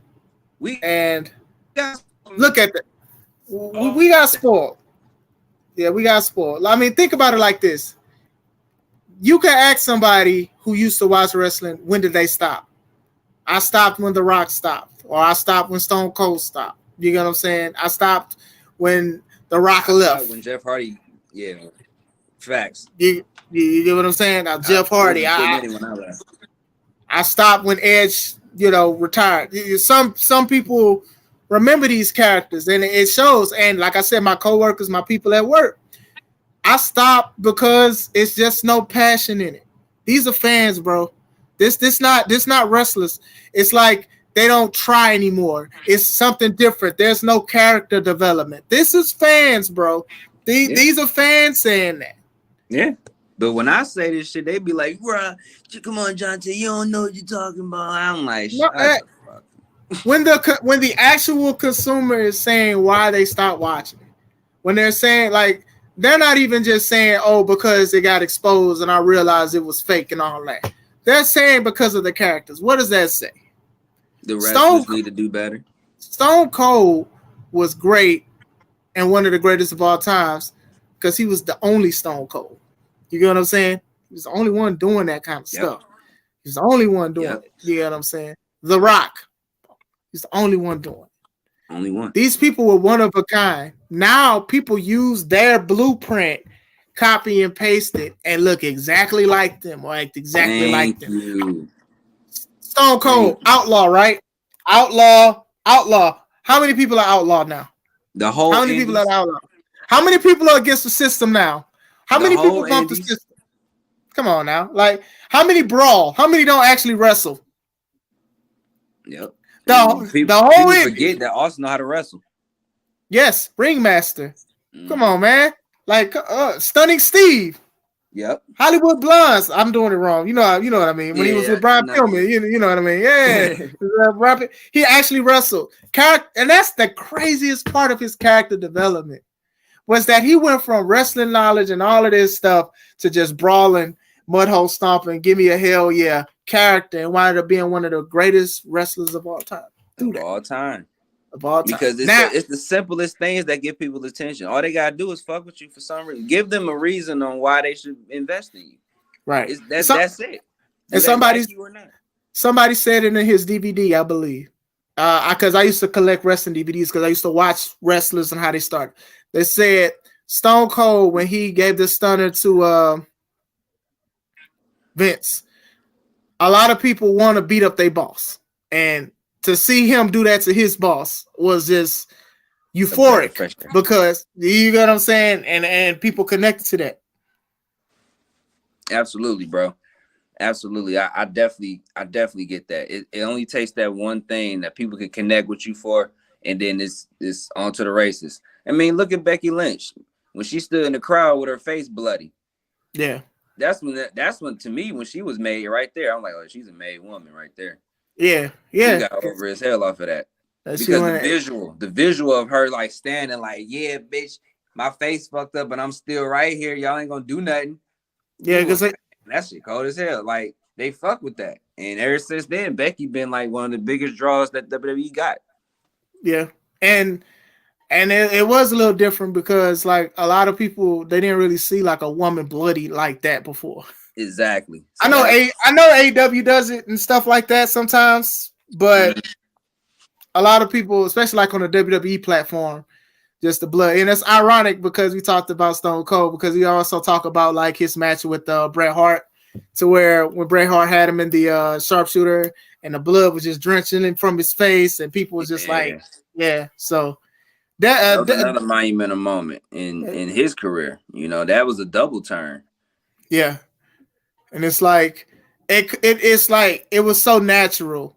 That's a good word for it. It was so natural because it wasn't like, I don't want to say scripted. It was just put together. It was just so natural. Now with imitation, so many imitations and duplications, it's not natural. You know, like even like with the hokiness of the Montreal screw job. And then just have like other companies try to do it, and the WWE try to do it, and even TNA try to do it and stuff like that. And I'm not saying like that was fake or scripted or anything like that, but for people to try to emulate that, it was like, this is stupid. Why would you try to emulate that? That was like a damn near dark time in wrestling. It was a real thing, yeah. Yeah, you know. But yeah. That's real, man. That's absolute facts on all this. This was fun, bro. I had an amazing time. Yeah, me too, man. Like I said, I appreciate it. I was like, when I posted, was it like 2 weeks ago? I was like, hey, man, because I was listening to it again, our older one. And I was like, man, we was talking about some good stuff here. Like, and I was just looking at the views. I was like, man, like, you know, it's hard to get like a lot of YouTube views. But we was, you know, and like I said, I talk about some real stuff or whatever. But I was just like, you know, we, especially you kind of like went in on like, man, like there's some money that could be made here. And I was like, you know, people need to hear it. And I was like, this is when I was just going on live on my Facebook. Now I'm doing StreamYard and stuff. But I'm like, nah, people really need to hear this, because, you know, we don't need to just say, oh, it's wrestling, watch it and enjoy it. I'm like, nah, because some of us are in it and we want to make money and we want to care. We are devoted and stuff like that. We may not agree with everything, but at the same time, we don't have to accept something because it's on TV or because it's the independence. Absolutely. So, that's exactly what it is. And And I always been that type where it's just like, if it don't make sense, I'm a question it. I never was the one to be like, yo, man, I'm gonna just go with it. I've never been a follower. Yeah. So, but all right, I'm gonna let you go. Okay, hold on. Atlas says none of this is new, but a lot has to do with hiding limitations. And he's talking about like with the characters and stuff like that. Hold on, mama. Oh yeah. Yeah, So don't insult our intelligence. And I'm a worker, so you know what I mean? Like when me and you have these conversations, all it does is just be like, yeah, man, we know it's work to be done. Oh yeah. It's just gotta do better as workers. And then Brian, shout out to Brian. He says less is more. Hold on, mama. I'm about to be down. Though. Less is more. You gotta listen. Hold on. That's my daughter. She trying to jump up. Hold on, mama. But before we go, is there now I'm a bad daddy? Now I'm a bad daddy. My feelings hurt. Is there anything you huh? What you doing to her, bruh? I ain't doing nothing. Go to the bathroom. She went came all the way in the basement to say she had to go to the bathroom. Is it not her irritated because she got to pee? Man, she came all the way down here though. She just walked right past the bathroom to go say I got to pee. Anyway, is there anything else you would like to let everybody know? You have anything in the future or any encouraging words you would like to tell everybody? Yeah, as far as like encouraging words, you know, the wrestlers, this shit can be very, very stressful. Like when you're not understanding like why things aren't going your way or why things are, you know, they seem to be like upside down for you. It's because it can be a lot of reasons. You know, maybe you're not putting too much into it or you're not putting enough into it. You know what I'm saying? It just depends on like how you look at it, your perspective. Like get into wrestling and look at the business side of it. Like leave the whole mark shit alone, because the fact that you're in the ring now, you know what I'm saying, you're living out your dream. This is the part that matter. You accomplished what you wanted to accomplish. You're inside the ring.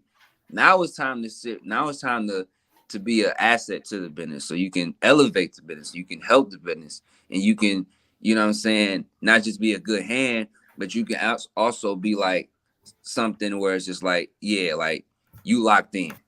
You know what I'm saying? Think of it like that, to where it's just like, no, I don't want to have. You don't want to have WrestleMania every damn night because it's not worth it. You know what I'm saying? It's not worth it to have WrestleMania every night, because what's that gonna do? You got to go into this logically. You got to go into this knowing that, all right, this is already a dangerous sport. It's already a lot of people don't watch this anyway. Like take all everything that we were talking about today. Take all that, listen to it, understand it, and then when you if you want to join the business, if you already in the business and you looking at it as like, all right, what can I do to, you know, to stand out more? Just be you. Just be yourself and have people literally be invested in you. You're the investment. You're the reason why people want to come out here and see this show. It's you. You know what I'm saying? If you had that mentality, you're gonna make a lot of money. Like that's just that. Don't go into it thinking like, man, I gotta hit my moves, bro. I gotta do this, that, and the third, because it's not about your moves. They don't care about your moves. They care about the memory. They care about you and the memory that you're gonna leave them. That's what they care about. You know what I'm saying? So you can keep that shit in mind. Shit, it should be smooth for you, for real, for real. For sure, man. Look, I'm gonna start reading comments because we're gonna be here for another hour. Then we still got comments. All right, wait. Give me two more comments and then I'm done. I got this one. I forgot this one, but I'll read it because I forgot. I've heard fans say it's no more characters. It's just people being themselves, or copying the legends, and I totally agree. See? Boom. Yeah.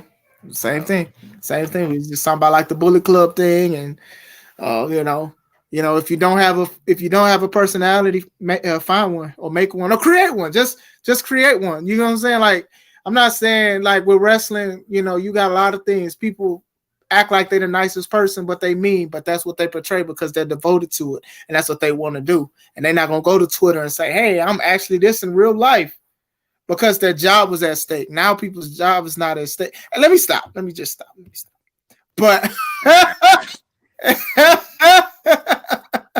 we're done. Yeah. We're done. But once again, I appreciate you, bro. Like I said, family for life. Absolutely, man. You my brother, man. Anytime you want to do this show, I'm we definitely all types of stuff happen. Definitely. Oh yes, sir. We got to do this again. I know you guys know that we was trying to do this last week or a week and a half ago, but family stuff. I know he's going through some family stuff. I low key was going through some family stuff too. So for sure, I'm glad this happened. And you know, I'm about to share the heck out of this. People need to look at this. People need to look at this. You know, somebody probably put it on Reddit too, so they can take the view away from me. That's all right. The message is more important. The message is more important. Is more important. And even like the comments that I had from like Atlas and Brian and Cam and Martell, like a lot of people, they gave their opinions and stuff, and I appreciate that and I value it. So, like I said, I've been trying to I've been on a roll. I've been trying to get people who wrestle, who care about the business and things that they like, things that they don't like. But for 3 hours, we talked about a lot of stuff. And I do hope that if people do listen to this in sections, they listen to all of it because it's very important. So I'm going to sign off. Thank you, everybody who commented. Bro, like I said, appreciate you, man. God bless you, brother. You too, my brother. Man, I will talk to you soon, bro. Absolutely, bro. Be safe out here. All right, I appreciate it. You too, man. Yep.